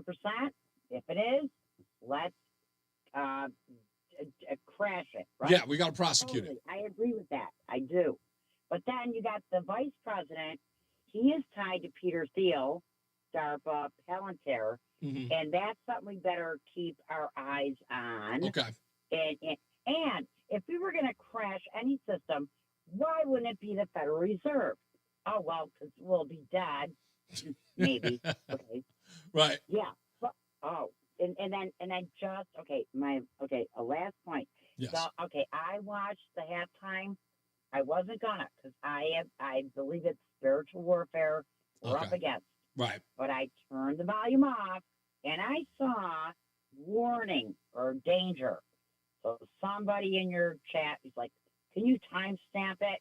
Where you saw that? I'm like, nah, I don't think I can. But they use predictive programming on us. In the Super Bowl, whoa, how many of the world tuned in? It's a lot. To watch stupid commercials. Really? Well, I will say this. Yeah. Did you hear the report? So a lot of people are showing this on Twitter, Polly, that there was a person who had got on the field during the halftime show who was waving a pro-Palestine flag. Oh, no. That was running through. Well, here's the thing, and it's been quietly reported. So a lot of people who were there caught video of this individual running on stage, right? Like he was one of the people who came out of the car because they had like a clown car thing where everybody's coming out of the car. So they had that scene, and then they're all up on stage and then they're going down onto the field to do their routine. Well, one of the individuals who came out of the clown car starts coming around and he unfurls this big giant Palestinian flag, and he's running all around. Well, one of the stagehands tries to stop him. He jumps down and starts running all over the place, and finally security gets a hold of him, and they tackle him after he's waving the flag. Well, Mediaite had that story and then quietly reported afterwards that Kendrick Lamar's team say that the person was not someone who just happened to get on the stage. He was officially one of the paid participants in the dance routine. So he was not random. He was one of the participants in the routine. So he was hired hand. And I don't know if Kendrick Lamar knows that he was going to do that or whether or not they were aware of it, but that was allowed. And I'm sure there was a rehearsal that went on, and I'm sure that people knew whether or not he was good. So somebody knew something because they have officially announced that that person was not some random guy. He was a part of the team. Right. Oh, yeah. So, and listen, when you get a chance, yes, check out the 2012 London opening Olympics outside of COVID. There is so much symbolism. You can't even make it up. Which year? And you Which gotta be which year was this one, conspiracy Polly? Which year was this one? 2012. 2012, London okay. opening ceremony. Okay. It was oh my goodness. Check it out. Okay, You will I be know. I don't think I blown even away. watched that opening ceremony that year, but I'm going to watch it now. Thank you, Polly. I appreciate it. Yeah. I love it when you guys give me homework. I'm serious. I love it when you do. Thank you, dear. Let's go to who's else is next. Let's go. Dave is in Brantford. How we doing, Dave? Yeah, Reese, I would like to thank your correspondents, Mark and Juan, Yes. for putting context into this story that you're covering today. And I just want to get this over. I saw yesterday's Hartford Current. They had a story on page 3 that gave, and it was written by Stephen Underwood, who I don't know anything about. Okay. However, the banner had hundreds show up at Town Hall to hear Murphy Blumenthal plan to fight back. The other, I'll pull this quote, a crowd formed around the school nearly an hour before the event began. The auditorium filled up. It gave every indication this was a spontaneous rally by people who might have opposed Mr. Trump. And there was no sense in this story that all the attendees were by invitation only. You know, this was a staged event. It was an It was, yeah, orchestrated exactly. It was completely And the- staged. And so the reporter has got a whole bunch of questions that were asked and the answers that were given. But the context is completely different when you realize all those questions were invitation only, you know, staged opposition. It was not spontaneous in any way. And I've got to thank Mark and Juan for saying, we tried, we asked people, how do you get in? Who got in? Where did these people come from? That, you know, they didn't say, but they filled the auditorium, so they know they gave out. It was a public school, though, Dave. It's a public school. Like, there were people who had to stand outside because they couldn't get in. And you listen to this, and they keep the cameras just on Blumenthal and Murphy. It was completely staged. Every part of it was staged, and it was filled with nothing more than activists, because everyone who introduced themselves was a part of some group that was involved in immigration or democracy or anti-Trump. I want to read this. One of the questioners says, we're here to fight back against white supremacy Yes. and racism. And, you know, really, is that what Blumenthal and Murphy are fighting Well, back Murphy against? They're actually just- said that. He said one of the biggest problems about DEI is about white supremacy, while he's speaking to a room filled to the brim with white people of the middle class. Well, the point of the call is your callers, again, we'll call out Mark and Juan. They Yeah. cared enough to give us just enough information to realize the Hartford Current is full of prunes. They Yeah. need to be more accurate. Your callers do better by far. By the way, do you know that 2 cameras showed up? Mark caught one of them. That's why I implore people, please go to Mark in West Hartford on Twitter, or X as they call it. Go to his page so you can see it. He spoke to one cameraman, again, cameraman, no reporter, from WTNH, and he said, I don't know, but I think WFSB is there. They only brought cameras, no reporters. Nobody was there to ask any questions. They just brought cameras. Thanks for letting me on. Thank Bye. you, sir. As always, sir. That's how ridiculously set up this was. We'll talk about it a little bit more because I've got so much more audio to talk about with what's his name, Chris Murphy. He was on, of course, the Sunday programs in Friendly Place over there, spinning the same rhetoric over and over again. Plus, we've got your phone calls. Excuse me. To talk about. I also want to mention this. Roland sent this to me. He sent this to me in my chat, which I thought it was hilarious. Some guy wrote a very nice letter to Kendrick Lamar. And let me see if I can read it here before we go to the break. Yeah, I have time. Yes, this is the letter. This comes from Anthony. And Anthony wrote to Kendrick Lamar about his halftime show. And he says, thank you, Kendrick Lamar. For years, I have been paralyzed, stuck in a wheelchair. But when you started performing at the halftime show, I gained the strength to get up and turn that trash music off. Thank you, Mr. Lamar, for all you do for the disabled community. Oh, man, I love it. Straight trash. Legar Arbage is what that Broadway show was. Let's get to Mark Christopher at the BPS Traffic Center. Hey, Mark. Hey, Reese, thank you very much. Good afternoon to you. Good afternoon, everyone. If you're heading into downtown Hartford right now and you're on the eastbound side of I-84, look for some slow traffic now from exit 40, about a half mile before 46th Avenue down to the Bulkley. Westbound 94 tied up East Hartford approaching the Bulkley Bridge, and you're slow out to 44 Prospect Oakwood. Southbound 91, just some slow traffic. Hartford 33 down to 32 A and B. And again, you'll see a little slowdown 19 down to 17 in Meriden on the southbound side of I-91. 91 northbound moving well, Cromwell up through downtown up into Windsor. 291 384 okay east of the river. 2 eastbound moving well, Glastonbury to Marlboro. Quiet Middletown. Waterbury's okay 84 to 8. Look for some slow traffic southbound on the Parkway as you move into Hamden. 61 down to 60 from an earlier accident. 95 southbound New Haven slowing 46 to 43 in West Haven. Traffic and weather together on the 8th. WTIC News Talk 1080. WTIC weather. For the rest of our Monday afternoon, sun and some clouds. The high 34 is going to feel colder with a bit of a breeze out of the northwest. Then tonight, partly cloudy and quite cold with a low down to 10 degrees. On Tuesday, mostly cloudy, the high 34. Wednesday, partly sunny, the high 33. Now, Wednesday night, it'll be cloudy. We'll get some snow, then ice laid with 1 to 3 inches of snow and deteriorating road conditions. Plan for a slow and slick Thursday morning commute, the Wednesday night low of 25. Periods of sleet and freezing rain for Thursday morning, then mostly cloudy in the afternoon, the high of 41. Friday, breezy and colder, though sunny, the high 31 is going to feel like it's in the teens and 20s with a strong northwest wind at 10 to 20 miles an hour throughout the day. Cloudy with periods of snow in the afternoon on Saturday. The high of 32 for a Saturday, then periods of snow with sleet and freezing rain mixed in early Saturday night. I'm meteorologist Jason Caterina in the WTIC Weather Center.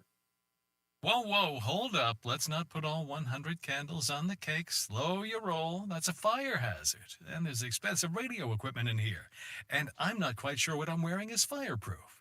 WTIC is celebrating 100 years on the air and 100 years of serving Connecticut. This is WTIC and WTIC FM HD2 Hartford, an Odyssey station.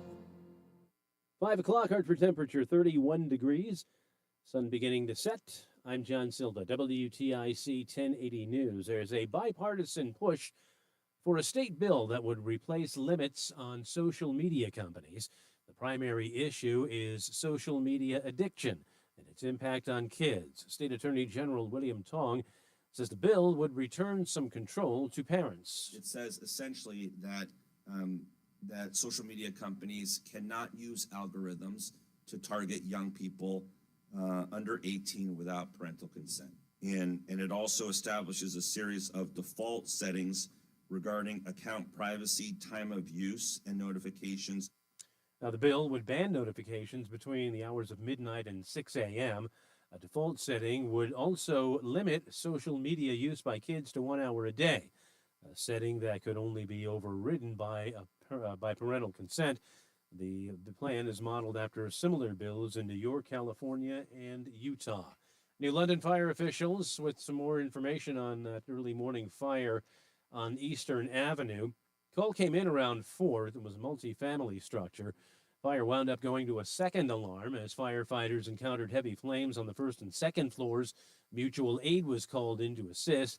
All 7 occupants made it out safely. The house sustained significant damage, according to officials. 2 firefighters sustained minor injuries. They were treated at an area hospital and later released, and that fire remains under investigation. Another human case of bird flu, this time in Nevada. Nevada has confirmed its first human case of bird flu in a farm worker who was exposed to infected dairy cattle. That happened after they were infected with a more worrying strain of the virus that was confirmed last week to have spilled over from birds. Bird flu has infected nearly 70 people, mostly farm workers, since April. Nevada health officials say in this case, the person is recovering after suffering from pink eye and says there's no evidence the virus is spreading from person to person. CBS's Matt Piper. Lawmakers at the state capitol will consider a bill aimed at making pancreatic cancer screenings more readily available, especially in underserved communities. Under Senate Bill 1199, the Department of Public Health would establish the screening and referral program, as well as provide education and counseling. Pancreatic cancer is the second leading cancer killer and only has a 5-year survival rate of 12%. Dr. Brent Shipper is an oncologist with Hartford Healthcare. The key to survival is early detection. Hartford Healthcare has partnered with Project Purple, a not-for-profit based here in Connecticut, to set up the state's largest high-risk pancreatic cancer screening program. He says last year, 67,000 new cases were diagnosed in the U.S., and about 52,000 people died. National Treasury Employees Union is suing to stop the Trump administration on behalf of the Consumer Financial Protection Bureau. It was created by Congress in the aftermath of the financial meltdown in 2007, but it's in the crosshairs of Elon Musk's Department of Government Efficiency. And one member of the administration is venting about the legal pushback they faced. On social media, Vice President J.D. Vance lashed out at rulings against some of Trump's orders, writing, "Judges aren't allowed to control the executive's legitimate power." CBS's Erica Brown. In an interview airing on Fox, the president said Palestinians in Gaza wouldn't have the right to return after his proposed building plan. I would own this. Think of it as a real estate development for the future. Trump says he can make deals with nations in the region. That as the ceasefire remains in danger of falling apart after Hamas said it would delay the next hostage release as phase 2 of the deal was being negotiated. Israeli officials have left the talks. Wall Street Dow finished up 167 points today. NASDAQ gained 190, and the S&P was up 40 points. For these stories and more, go to WTIC.com.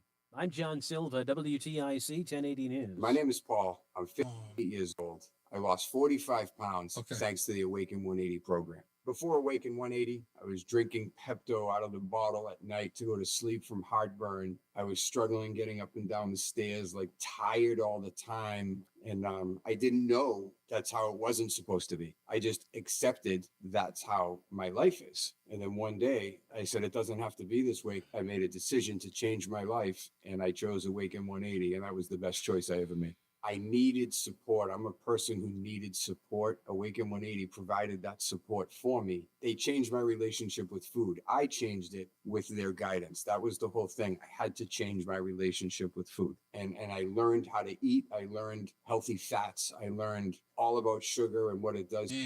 And I just learned a new way to live. A change Paul and I both needed, and we received with Awaken 180 online at awaken180weightloss.com. The hour that packs a punch. It's Reese on the radio on WTIC News Talk 1080. Yeah, we're going to be talking about a whole lot more about Chris Murphy in this hour. So get on the phones, 860-522-WTIC, 860-522-9842. We'll continue to talk about that event.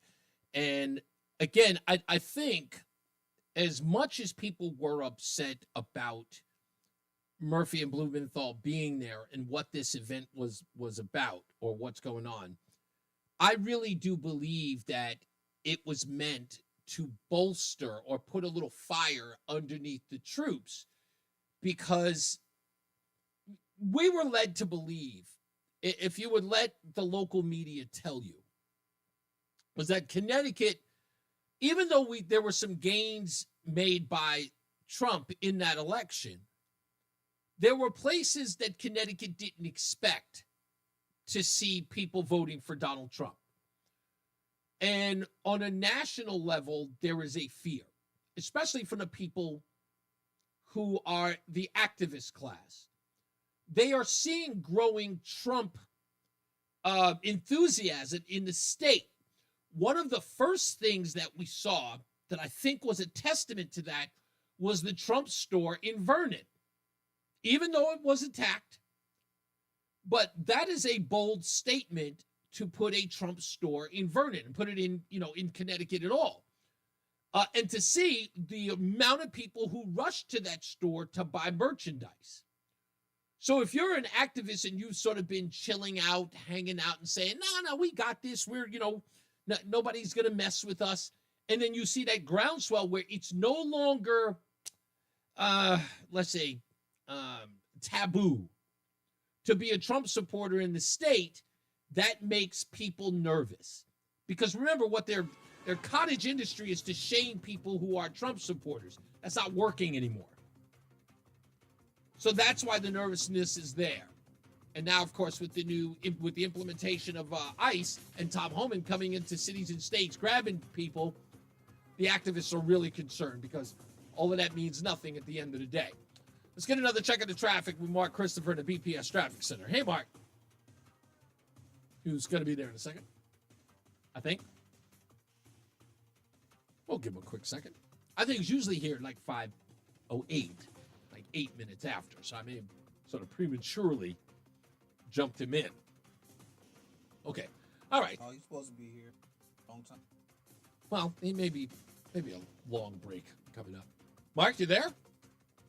No? Okay. We'll move on. Maybe we'll get some weather. We'll be back. If you or a loved one has been the victim of medical malpractice, know that you are not alone. Call 1-800-HAYMOND and they will get you the answers and advice you deserve. Attorney John Heyman is your legal authority in medical malpractice. Call 1-800-HAYMOND. WTIC weather.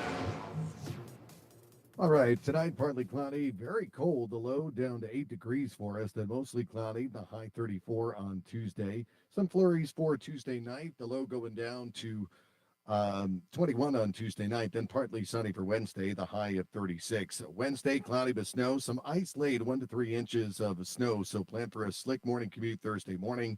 The low down to 28 degrees for us on Tuesday night. So for right now, it's 33 in Bristol, it's 30 in Waterbury, it's 32 in Mansfield, 34 in Hartford. I'm meteorologist Jason Caterina in the WTIC Weather Center. Call the Bee for all of your HVAC, plumbing, and drains needs. Serving our Connecticut neighbors with fast and reliable service you can trust. Visit callthebee.com. That's calltheletter.com to check out our latest deals and beeline to speedy repairs today. Call the Bee. We'll be there and we'll be fair. Does your child need a dentist? Make their first impression a great one at Columbia Dental. In our Manchester and Rocky Hill offices, we specialize in pediatric dentistry, creating a positive and stress-free experience for your little one. Visit ColumbiaDental.com today. Dell Technologies is celebrating with anniversary savings on their most popular tech. For a limited time only, save on select next-gen PCs like the XPS 16, powered by Intel Core Ultra processors and more. Plus, curate your dream setup with great deals on select monitors, mice, and more must-have electronics and accessories. When you shop online at Dell.com/deals, you'll have access to leading-edge technology to match your forward-thinking spirit and free shipping on everything. Again, that's Dell.com/deals. Are you tired of high cable TV rates? Sign up for Dish today and get a $500 bonus offer while supplies last. Plus, lock in your price for 2 years guaranteed. Call All American Dish, your Dish authorized retailer now. 800-296-1251. 800-296-1251. That's 800-296-1251. Offers require credit qualification, 24-month commitment, early termination fee, and e-auto pay. Restrictions apply. Call for details. Happy birthday to two surprises for you. 2 surprises from NordVPN. 2 surprises for you. Celebrate twice as much with NordVPN. We have a special birthday deal. Get 72% off and a coupon for up to 1 year free. NordVPN is rated as excellent on PC Mag. Visit NordVPN.com and discover one of the most advanced VPNs in the world. What are the benefits? Secure up to 10 devices with a single account. Receive alerts if your email address leaks to the dark web. Reduce the risk of phishing, scams, and malware with NordVPN's Threat Protection Pro tool. Encrypt your online traffic and browse with more peace of mind. Get the special birthday deal at NordVPN.com. Additional terms apply. NordVPN. Cybersecurity built for every day. It's our birthday. WTIC has been on the air for 100 years. Oh, man, you can't get any better than that. 100 years on the air. And I am glad to be a part of it. Today, folks, is our birthday. So you'll hear a lot of stuff talking about that in the coming, days. I mean, we're going to celebrate this like it's, 1999. So make sure you find a way to celebrate with us. We're doing a whole bunch of stuff going on here. Also, it's important to note, we've got an opportunity for you to win a cruise, 4 people on a Disney Destiny cruise. And the winning is easy. All you have to do is download the free Odyssey app. If you don't already have it, you have to log on to listen to WTIC and then listen each day for a minimum of 1 hour. This show would work. and one lucky listener will win a trip for 4 to set sail on the Disney Destiny cruise ship. So my wife has been dying for me to get on that cruise ship for the longest. I'm working on it. I've never been on one, so maybe I'm sort of being ushered into that now. Let's get to the phones because you have been waiting, and let's go to Dr. Steve, who's been holding. What's going on, Dr. Steve? Hey, thanks for taking my call. My pleasure. What's up, buddy? And, congrats on 100 years of, that's pretty amazing. That is amazing, yeah. I was calling to file a grievance. This is grievance hour, isn't it? No, sir, that's on Friday, but you know what? You missed it. Why not? What's your grievance? Very kind. Thank you. Yeah, if you, God forbid, or a member of your family had brain cancer, would you want a neurosurgeon with a scalpel, or would you want a guillotine? Of course, the former. Yes, I suspect as well. So my problem is that Donald Trump and his administration have a few good ideas, but they are implementing them with a guillotine. They have no surgical precision. And to give a particular example, let's just pick the 1,600 people who committed crimes on January 6th. Right. There's a few people who they question whether their sentence was appropriate or not. And rather than using a surgical scalpel, pardon or commute the sentence of a handful of people, maybe even 100 people, they commuted the sentence of 1,600 people, including guys who were sentenced to prison for literally 10 to 18 years for violently attacking, injuring, bludgeoning our own police, our Capitol Police. Another example is their approach to USAID. There's concerns about, different parts of where the money was going, which I totally get. The money should be more transparent, et cetera. But rather than specifically cutting those specific things and taking the time to do that, to research and figure out where the waste is, they cut the entire thing out of nowhere, which undermines the work of people who've been doing amazing work on addressing HIV prevalence, vaccination rates, poverty, eradicating polio, all these things all over the world. And they got them without any warning whatsoever. Okay, now let me stop you before you get into the weeds. I know you could. Let's go before we get into the weeds. Let's take on the two that you did address, because I want to get to a lot of calls, but I want to address the ones that you do. So let's start with the young man Tario and the leader of the Oath Keepers. Tario was the head of the Proud Boys. Okay. Okay. He was serving some 22 years for seditious conspiracy. That's right. Yeah. Okay. Was he in Washington or at the Capitol on January 6th? He's the guy with the horns on his head? No, sir. He was already let out before the pardons. Okay. He's one of the mastermind guys who's Nope. behind the He is scenes the and may leader not of been the at Proud. He Capitol is that the day. leader of the Proud Boys, and he was Okay. sentenced to 22 years for his actions on January 6th. Was he in Washington, D.C. or not? Now, you would imagine, Dr. Steve, that if he indeed got 22 years for seditious conspiracy on January 6th, that, of course, at least the least of his crimes would be inside the Capitol or in Washington on that day. Was he or was he? I don't agree. Okay, A that's person fine. who Was he executes or was commands he is well, not? just like a person who Dr. actually Steve, defends I the don't military want to into committing belabor crime. it. I don't want to belabor it all day. But again, I'm going to ask Fair you a enough. question. Was he in Washington, at least in Washington at the time? It doesn't matter where he was. Okay. He's the one who was behind orchestrating There was no orchestration at all. In fact, like I said, seditious conspiracy, if you actually read the case, it turns out because he told people not to leave is seditious conspiracy. That's all. He told his people don't leave. He was convicted by a jury of his peers, though, right? Yeah, he was. Of course, he was in D.C. I wasn't in the courtroom, and neither were you. Okay, so well, no, but I jury of followed the peers. case, Dr. Steve. You didn't even know. Hold on, you didn't even know whether or not he was in Washington, and I did. So I guess on this front, I'm going to say that I have a little more information. Well, let's be honest, a lot more information on this than you do. So in this case, you And believe. the jury that Oh, no. the jury, though, Let's that- not listen. Now, Steve, Dr. Steve, if we're remembering each other, how many times have we always seen cases overturned? Because it doesn't matter whether or not a jury convicted your peers. The evidence is what the case is, and there was a lot of withheld evidence in all of these cases. cases, that's the reason why people have been dumping, if not deleting, plenty of information in these cases. That's the reason why we have a problem now. So that goes into the weeds. But no, I'll go one step further. Let's talk about the USAID thing, because that's just too, why don't we want to relitigate that? USAID, the President of the United States has not stopped USAID. He put a 90-day hold on any funding from USAID. Is that a fact? Well, I guess they gutted it from no gutting. He put the expenditures on hold, and the reason why is so we can go over what money is being spent and where. And in that audit, and that's what this is an audit, we have found millions, if not billions of dollars that are going to things that you and I collectively, not knowing each other, would object to. Clearly. Come on.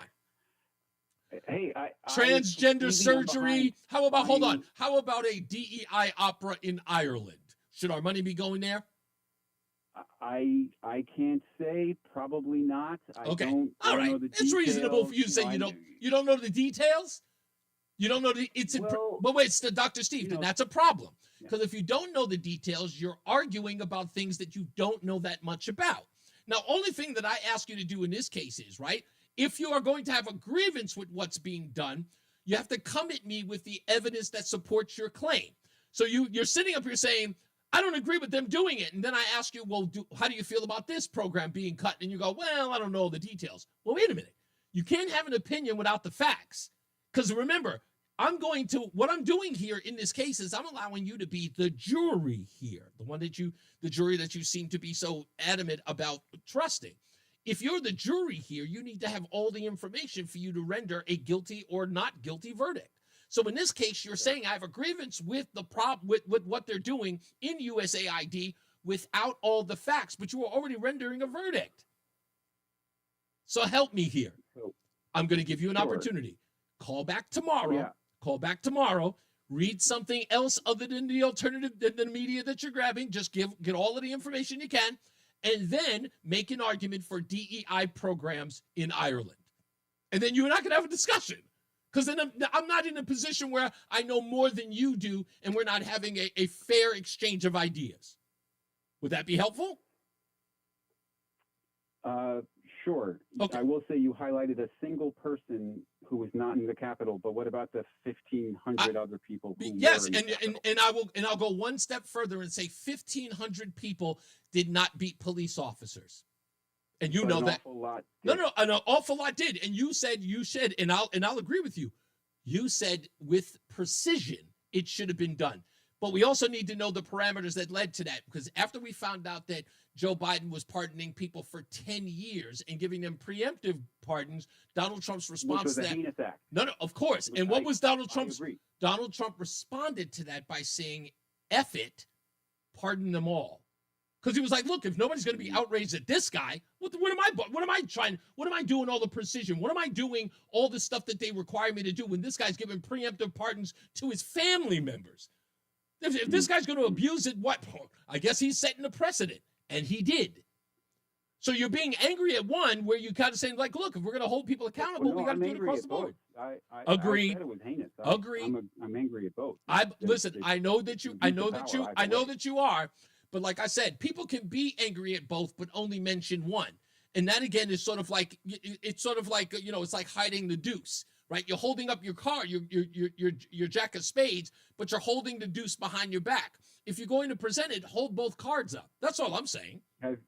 But have you expressed frustration with Trump's pardons previously on your show? Never. In fact, I still have no issue with it because I understand what the pretense was. And the pretense was one guy turned around and said, I'm going to pardon my son for 10 years, and then I'm going to preemptively pardon people like Dr. Fauci, Liz Cheney, Adam Kinzinger, Adam Schiff, people who clearly need to be investigated for things that they may have done. Nobody would. But if you're only highlighting the people who you're upset that they pardoned. Wait. You are getting. We pardon people who were. He didn't just pardon people who had actually been locked up. He also pardoned people who were still sitting in a jail cell for 4 years without seeing a jury of their peers. What about those people? Those So people I said agree. Those people deserve a due trial. and That's they how never you got it. bring They them were out. going to keep them in there in perpetuity because they had no Well, I certainly intention. don't support that. I don't defend anybody having to stay in jail for 4 or 5 years over breaking and entering. That's ridiculous. Yeah. So no, I agree. All right. I agree. I appreciate the exchange. But like I said, come back tomorrow.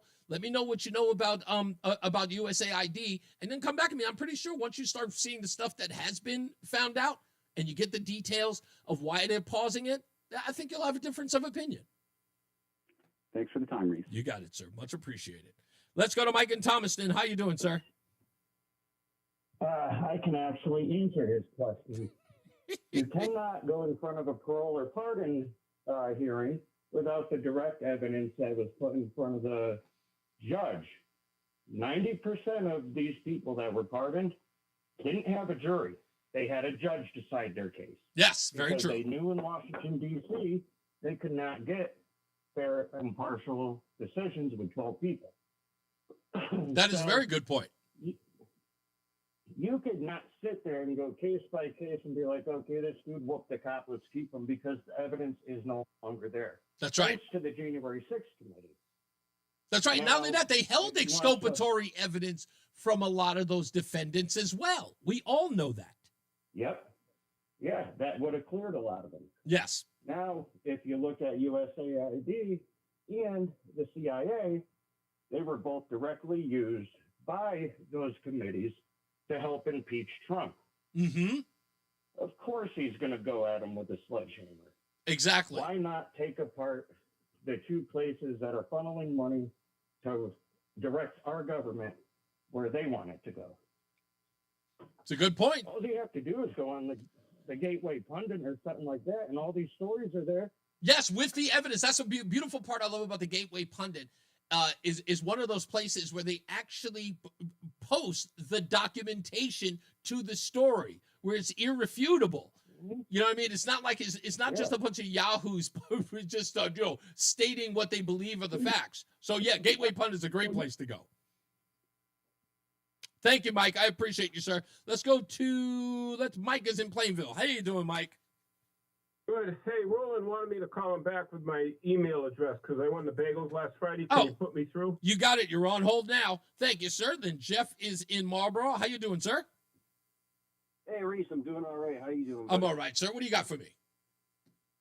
Hey, so two topics, okay? Topic number one, the halftime show. I'm glad they had that clown car in the show because that was a total clown show. It was appropriately placed. That was awful. The two halftime shows I can remember in the last 20 years that were actually any good was Prince. He ripped it. That was Number a great one. one, and it rained. Yeah, I'm not very familiar with Prince's music, and when he came out and did that show, he tore it up on the guitar and everything. It was awesome. Yeah, it was And an then, incredible show. And the one previous to that I remember is the first Super Bowl after September 11th. I believe it was U2 played, and they were really good. Yeah, that was a perfect. You know what? It's funny. U2 captured that moment after September 11th beautifully, and I thought it was well done as a production. That was the last time U2 was, I would say, culturally relevant. After that, they went downhill. Hey, by the way, do you know what happens when you take U2 and remove their talent and social relevance? Do you know what you get? No, I'm sorry. You get Coldplay. Yeah. The biggest joke of all Yeah, time. indeed. Thank you, buddy. I appreciate you. Let's go to Kim, who's in Cromwell. No. Oh, you can't? We got to take what? A hold? Okay, we got to hold. I just realized the time. I'm sorry. He's screaming at me. I just looked at the clock. I apologize. We got to take a break. We'll be back. Kim, stand by. We'll get back to you in a second. Don't forget our last but not least caller of the day is getting a dozen bagels a month for 6 months, courtesy of Between Rounds, the Bagel Bakery and Sandwich Cafe in South Windsor, Manchester, and Vernon, when we return. Here's Mark Christopher. He's in the BPS Traffic Center. Hey, Mark.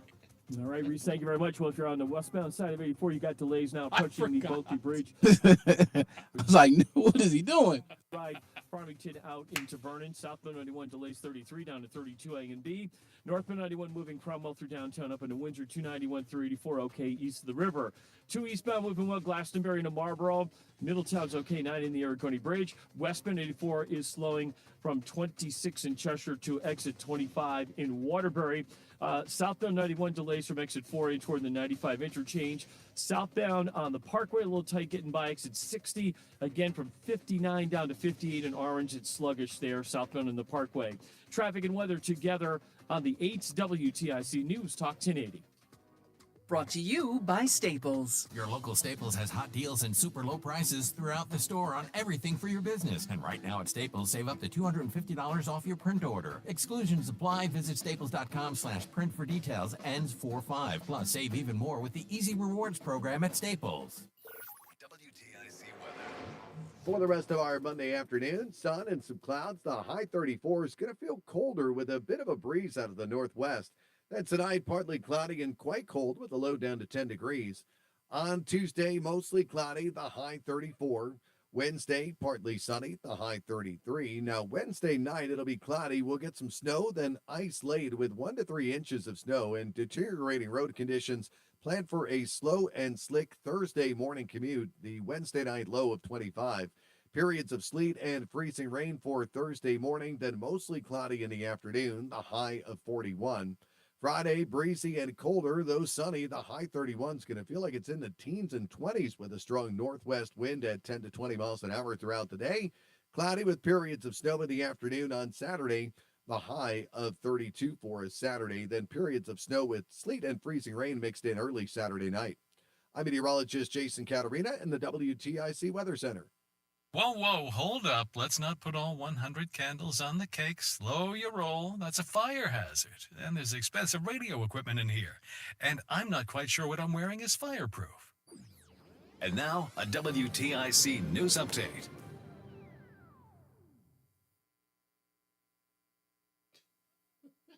.5:30 Hartford temperature 32 degrees.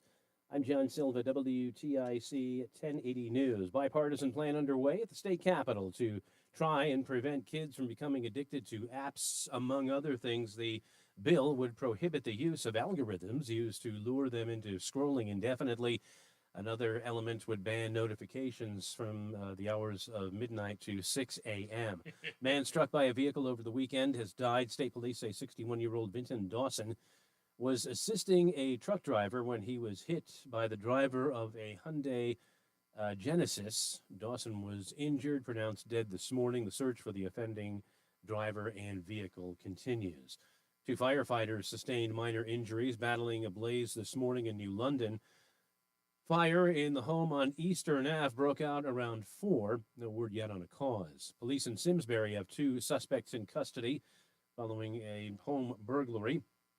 They say 23-year-old Connor Poole of Andover and 24-year-old Ian McGee of Barkhamsted are facing charges after they allegedly broke into the residence on Stafford Road in Simsbury. The owners were not at home. Federal judge has found the Trump administration hasn't fully followed his order to unfreeze federal spending and has ordered the White House to release all of the money. Judge John McConnell finding there's evidence that some federal grants and loans are not going out and to the recipients in order that the cash be released. Latest AP men's college basketball polls out, and UConn's not on it. For the first time in 53 weeks, the Huskies are not in the top 25, coming off a 68-62 loss February 7th to Rick Pitino's St. John's squad. They'll try to bounce back tomorrow night, 9 o'clock game with number 24 Creighton. Wall Street, the markets finished up today. The Dow ahead 167 points, the NASDAQ up 190, and the S&P up 40 points. For these stories and more, go to WTIC.com. I'm John Silva, WTIC 1080 News. Hi, I'm Joe with SimpleSaleUSA.com, and I buy houses cash. If you own a house and want to sell it fast at a fair price, call me at 203-896-4600. 4000. I can pay cash and close in as little as 7 days. I buy houses in any condition, any price range, and more importantly, anywhere in Connecticut. I'm a private real estate investor who buys several houses a month, and I want to buy more. I buy inherited houses, divorce houses, behind in payment houses. I even buy my tenant won't pay me the rent houses. Do you own a house that is trash and needs thousands of dollars in repairs? Great, because I love buying junk houses. I buy vacant houses, abandoned houses, condemned houses, and even foreclosure houses. If you own a house and want to sell it fast, call me at 203-896-4000. That's 203-896-4000. 203-896-4000. When you haven't found can feel like everyone else has. It's in every movie, every song, and all the PDA. Looking for love sucks. Thankfully, California Psychics can give you the guidance you need to find the one. We guarantee if your reading isn't life-changing, it's free. And new customers receive 20 minutes for just $20. Visit CaliforniaPsychics.com and experience the joy of certainty. California Psychics. Celebrate twice as much with NordVPN's birthday deal. Get 72% off and a coupon for up to 1 year free. Visit NordVPN and discover the benefits. Secure up to 10 devices with a single account. Encrypt your online traffic. Reduce the risk of phishing, scams, and malware with NordVPN's Threat Protection Pro. Get the special birthday deal at NordVPN. Additional terms apply. NordVPN. Reese on the radio is getting ready to drop some knowledge on WTIC News Talk 1080. If you mean drop knowledge by giving you a bagel joke, you'd be right. Because it's time for the bagel joke of the day. How does a bagel make friends? He butters them up. Okay, I'm sorry. I know they're horrible. It's not my fault. I wish people would tell me to quit, but they keep sending them to me. I'm just not. I can't quit. I'm dialed in. I'm telling you, I'm sunk in deep. I'm 100% deep into it. I'm never ever letting go of the bagel jokes until someone demands it. It's like somebody from the front office says, "Okay, we're gonna have to ask you to stop doing the bagel jokes." Is it gonna cost me my job? Yes, it's gonna cost you your job. Okay. Yes, I know they're awful. They're supposed to be. That's the whole point. Also, programming note tomorrow. Let me see. Let's see, make sure I get the right time here, so forgive me.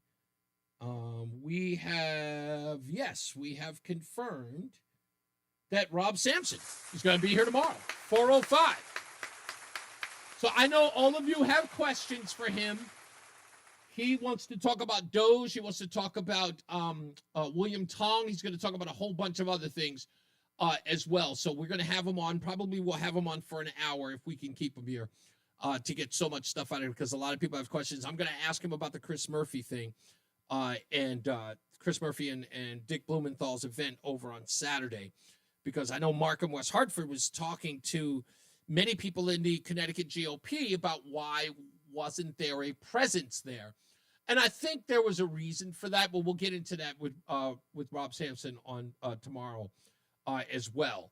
I think, we'll talk about that as well. Also, I've got some other benchmarks that are coming up as well we're going to get into, which I will explain. But, of course, most importantly, your phone calls we're going to do. And, there was something else that I needed to mention.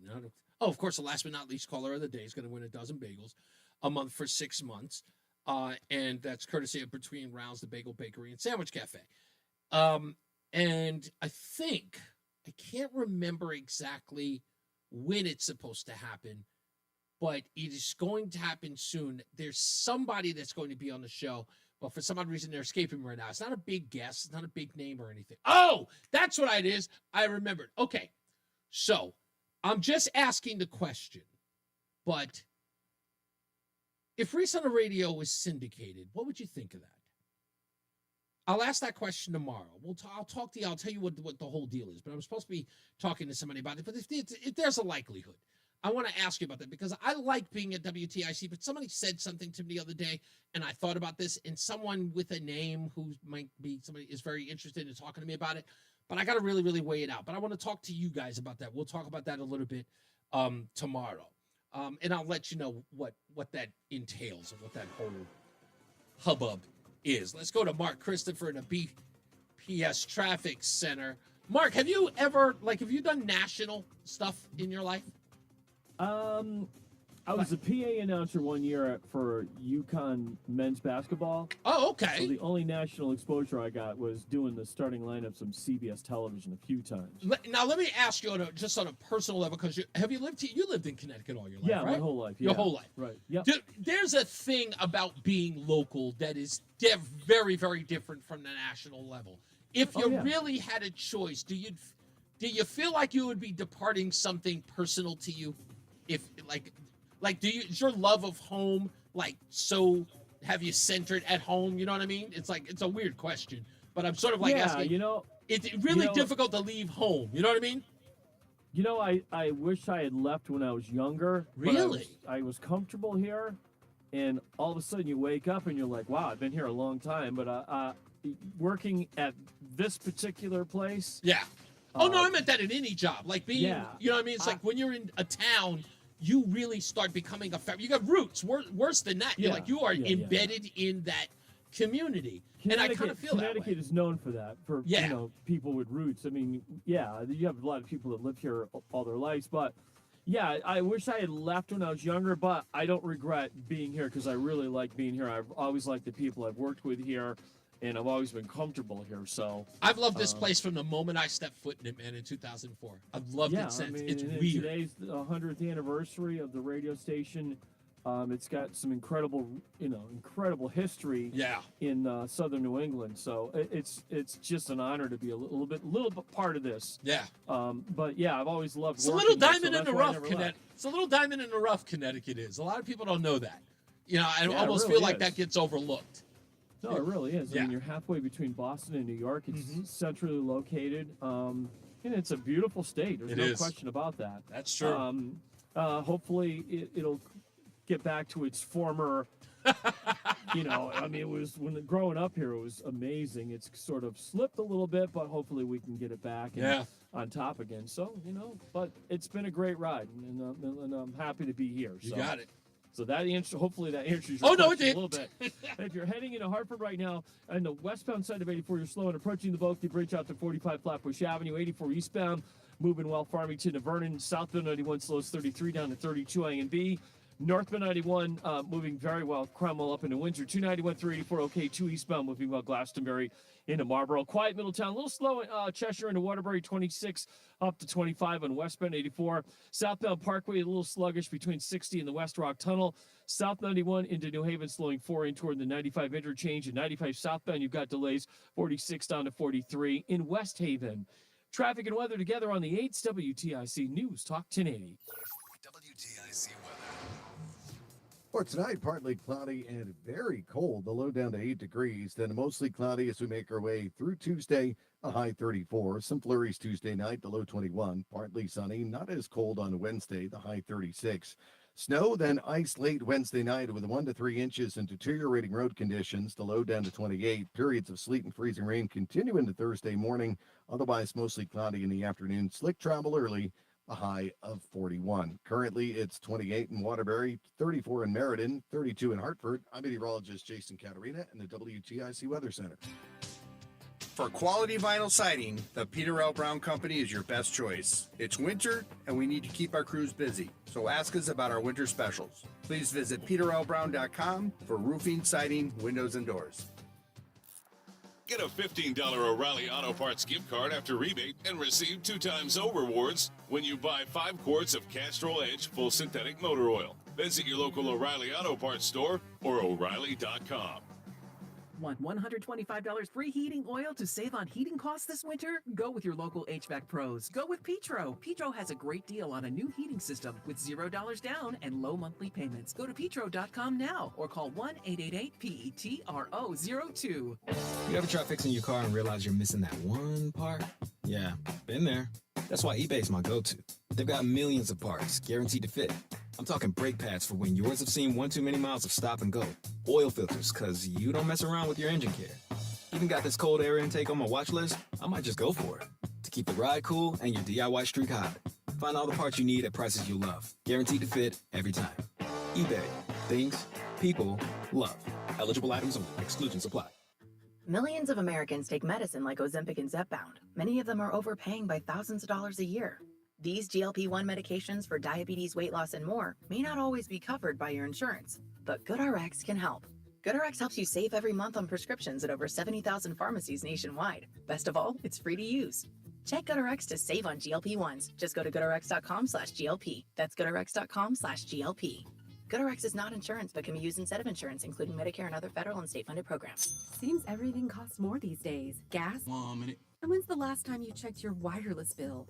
Yikes. When it comes to big wireless, if you're staying, you may be overpaying. Here's how to get the same fast, reliable nationwide coverage without the big wireless bill. Switch to Consumer Cellular. Plans start at just $20 a month, and that's not a short-term promo. Our US-based experts will get you switched and saving in about 20 minutes. Call 1-888-FREEDOM, visit consumercellular.com or a store near you, and start saving today. Plans include $5 credit for auto pay and e-billing. The following heartwarming yet informative scene is brought to you by Trust and Will. Son, your grandpa and I used to work on this car together, and when I'm gone, I want you to have it. Wow. Thanks, Dad. Doesn't count. What you need is a will. Luckily, Trust and Will makes it easy. Designed by attorneys, but customized by you, you can easily create a state-specific, legally... actually counts. Now, let's let the engine do the talking, am I right? Start your will at trustandwill.com. Use offer code COUNT for 10% off and make it count. Trust and Will is an online estate planning service. For details, see trustandwill.com. What's up, everybody? You know who it is. You know who it is. You know who it is. It's Reese on the radio. Frederick Douglass of the 21st century. It's WTIC News Talk 1080. All right, wrapping up our Monday, folks. We'll get straight to the phones. 860-522-WTIC, 860-522-9842. I know you guys haven't really listened to this story or had any interest in it, but apparently there is a rapper by the name of Dank DeMoss. If I know you don't have to be involved in rap music or even care about rap music to care about this rapper in general. The only point of interest is the fact that Dank DeMoss is getting a lot of notoriety because she is 489 pounds. And she is the woman who recently got into a conflict with Lyft, I believe it was, because she could not get into the Lyft driver's Toyota Corolla at 489 pounds. Now she's suing them. I want you to watch this story. I'm going to tell you all about it tomorrow. I think what we're going to do is a pool. We're going to do a pool for rapper Dank DeMoss tomorrow. I'll explain it in full tomorrow. And I think, again, it's going to be a very interesting one. Look her up, Dank DeMoss. Yes, 489 pounds. And that's the rapper's name, Dank DeMoss.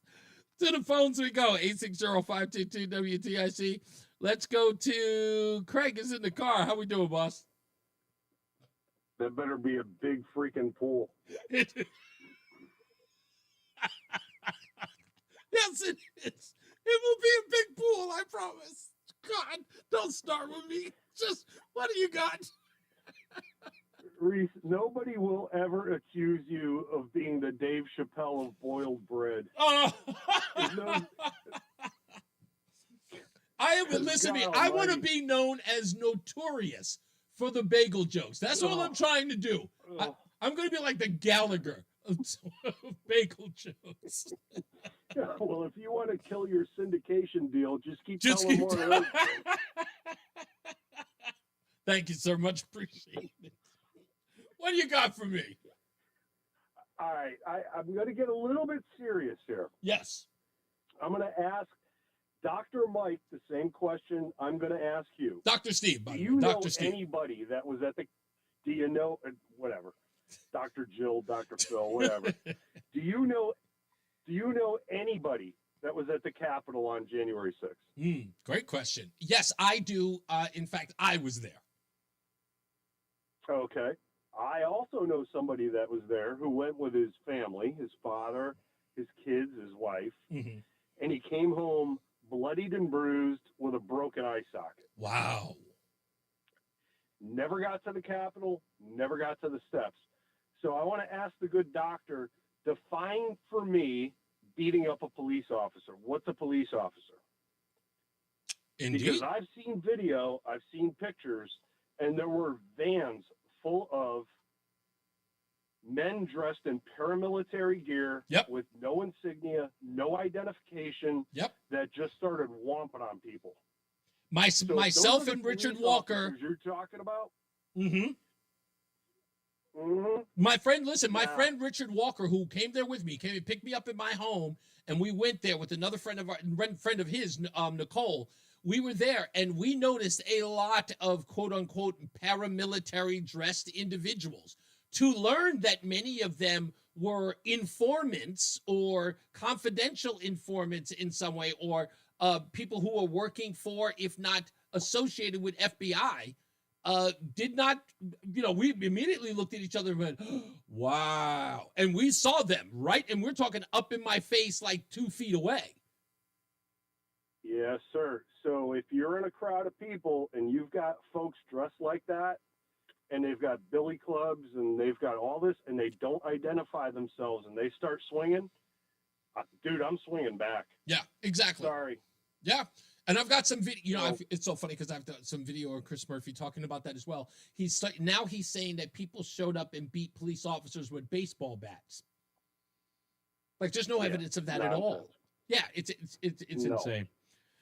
Yeah, so you're 100%. These are families that went there to see the inauguration, walked to the Capitol, and got the absolute. Well, they were there for the Stop the Steal rally, which a lot of people were. Close to 300,000 people were, and we're talking about 1,600 people again, many of which who were arrested and taken to jail for simply walking through what can be described as a tour of the Capitol building. So yeah, that's a lot of that is insane. Wow. Yeah. Thank you, boss man. I appreciate it. And thank you. I appreciate the encouragement on the bagel jokes, man. I'm working really hard. Happy birthday, man. Thank you, sir. We appreciate it. Kim is in Cromwell. How we doing, Kim? All right. I got a couple pieces of information to pass on. I was receiving Chris Murphy Facebook ads last week. Were you? Saturday was about a fundraiser. That's really what it about, to get the activists out there. Of course, Murphy and Blumenthal do such a disservice to their constituency because they are so far left and think everybody agrees only with them. It's very sad, and that's what it was trying to do, is to rally the folks to see if they could tear apart the Constitution again. These guys hate to work with anybody. They really don't understand the law. Yeah. With this. The other thing worth knowing, okay, talking to my brother, he's dating somebody who works for the FAA. Okay. Okay, this is what she says. She's kind of a higher up. Okay. The density in the Washington, D.C. area, airport traffic, is really due to the fact that Congress is requesting those airports to put more planes in the air in this narrow zone for their little trips.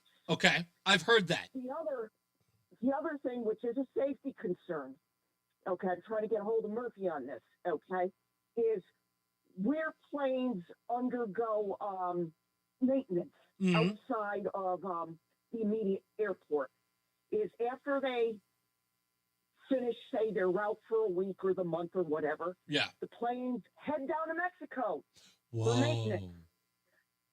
There's something wrong with that. Yeah.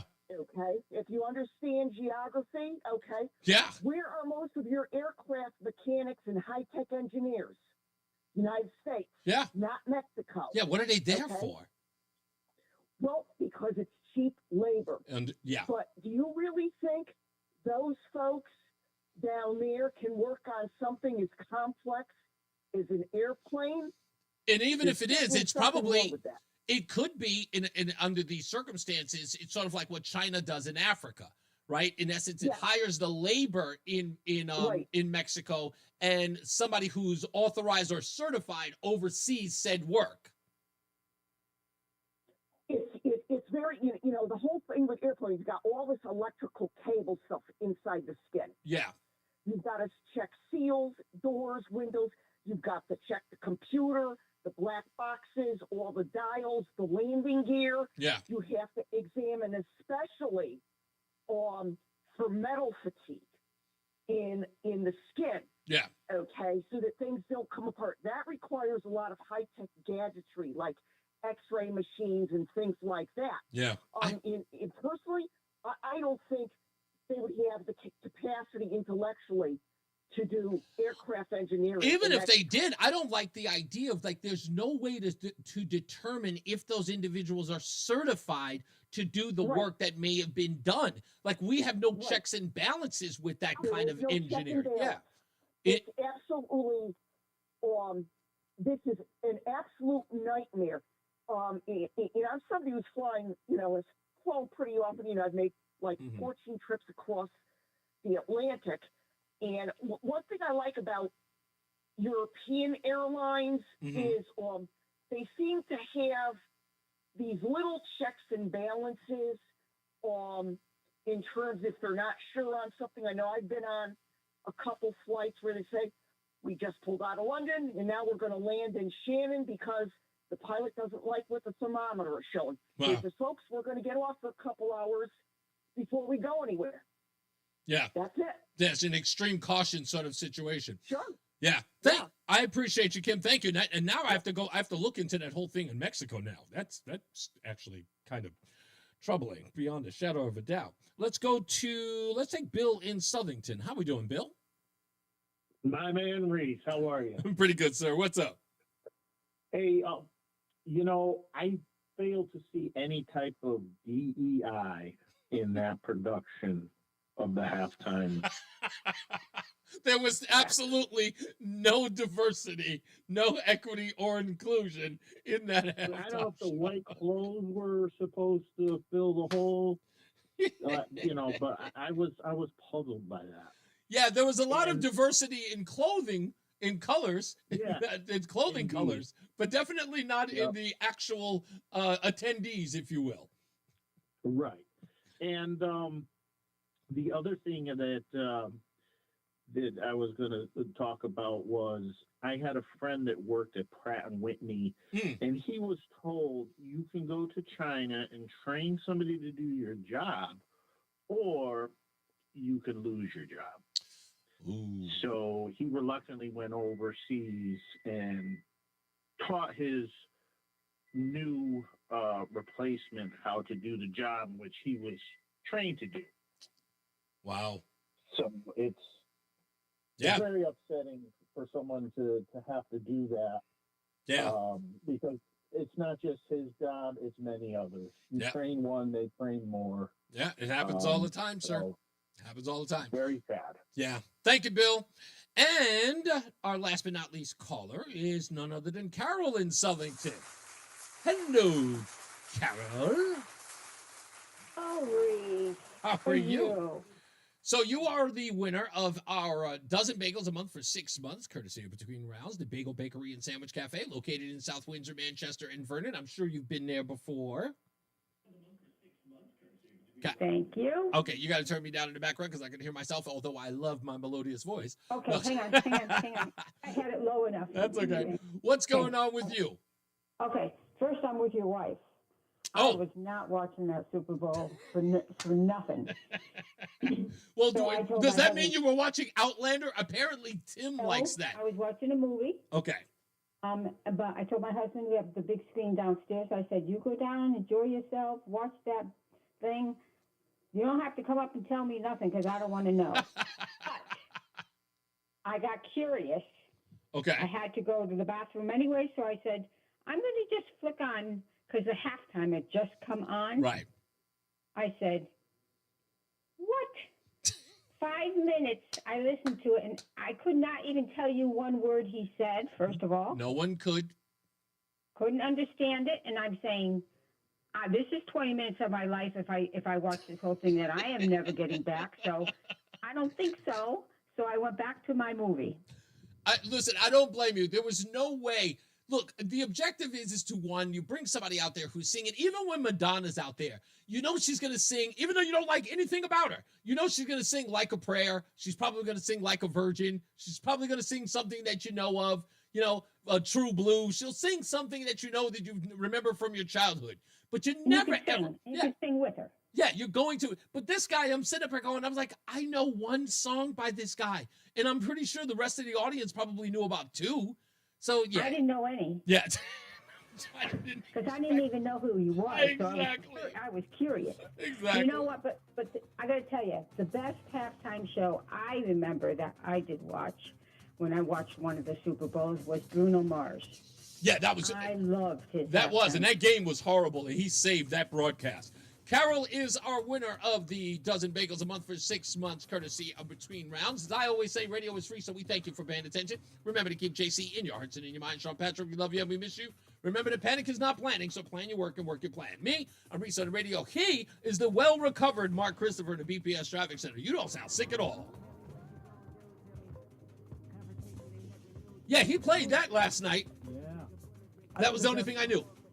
I thought the best two songs were when SZA was out with them. The best part of that. Yeah. I don't know, to me, Reese, Prince was the best halftime show. Everybody is saying that in the chat room. Yeah, Everybody's saying it. Prince took that and just wailed, man. It was a great And it performance. rained. That's what I'm saying. It yeah, rained. it was raining that night. You're right. He made it rain. Reese, have a great night. You got it. Once again, happy birthday, WTIC AM 1080. Have a great night, everybody. Westman 84 coming into Hartford. Delays approaching. All right, good sir. All right, man. I'll see you tomorrow. See you mañana. Eat something good. Hartford between 33 and 32 A and B. Northbound 91 moving well Cromwell up into Windsor. All right, everybody. Y'all have been fantastic. Wow, man, the chat room was on fire. I think you guys went up to like 200 posts today. So, I mean, like literally, like we got into 100 posts a little more, was it just after 4:30? Wow. All right. I'm not going to lie. That's crazy. Thank you guys. Much appreciated for all of the participants and being a part of it. It's been a great show. Don't forget, we got Bob Sampson on tomorrow. And of course, your phone calls. God bless you. And I love you. And we'll see you tomorrow. Holler.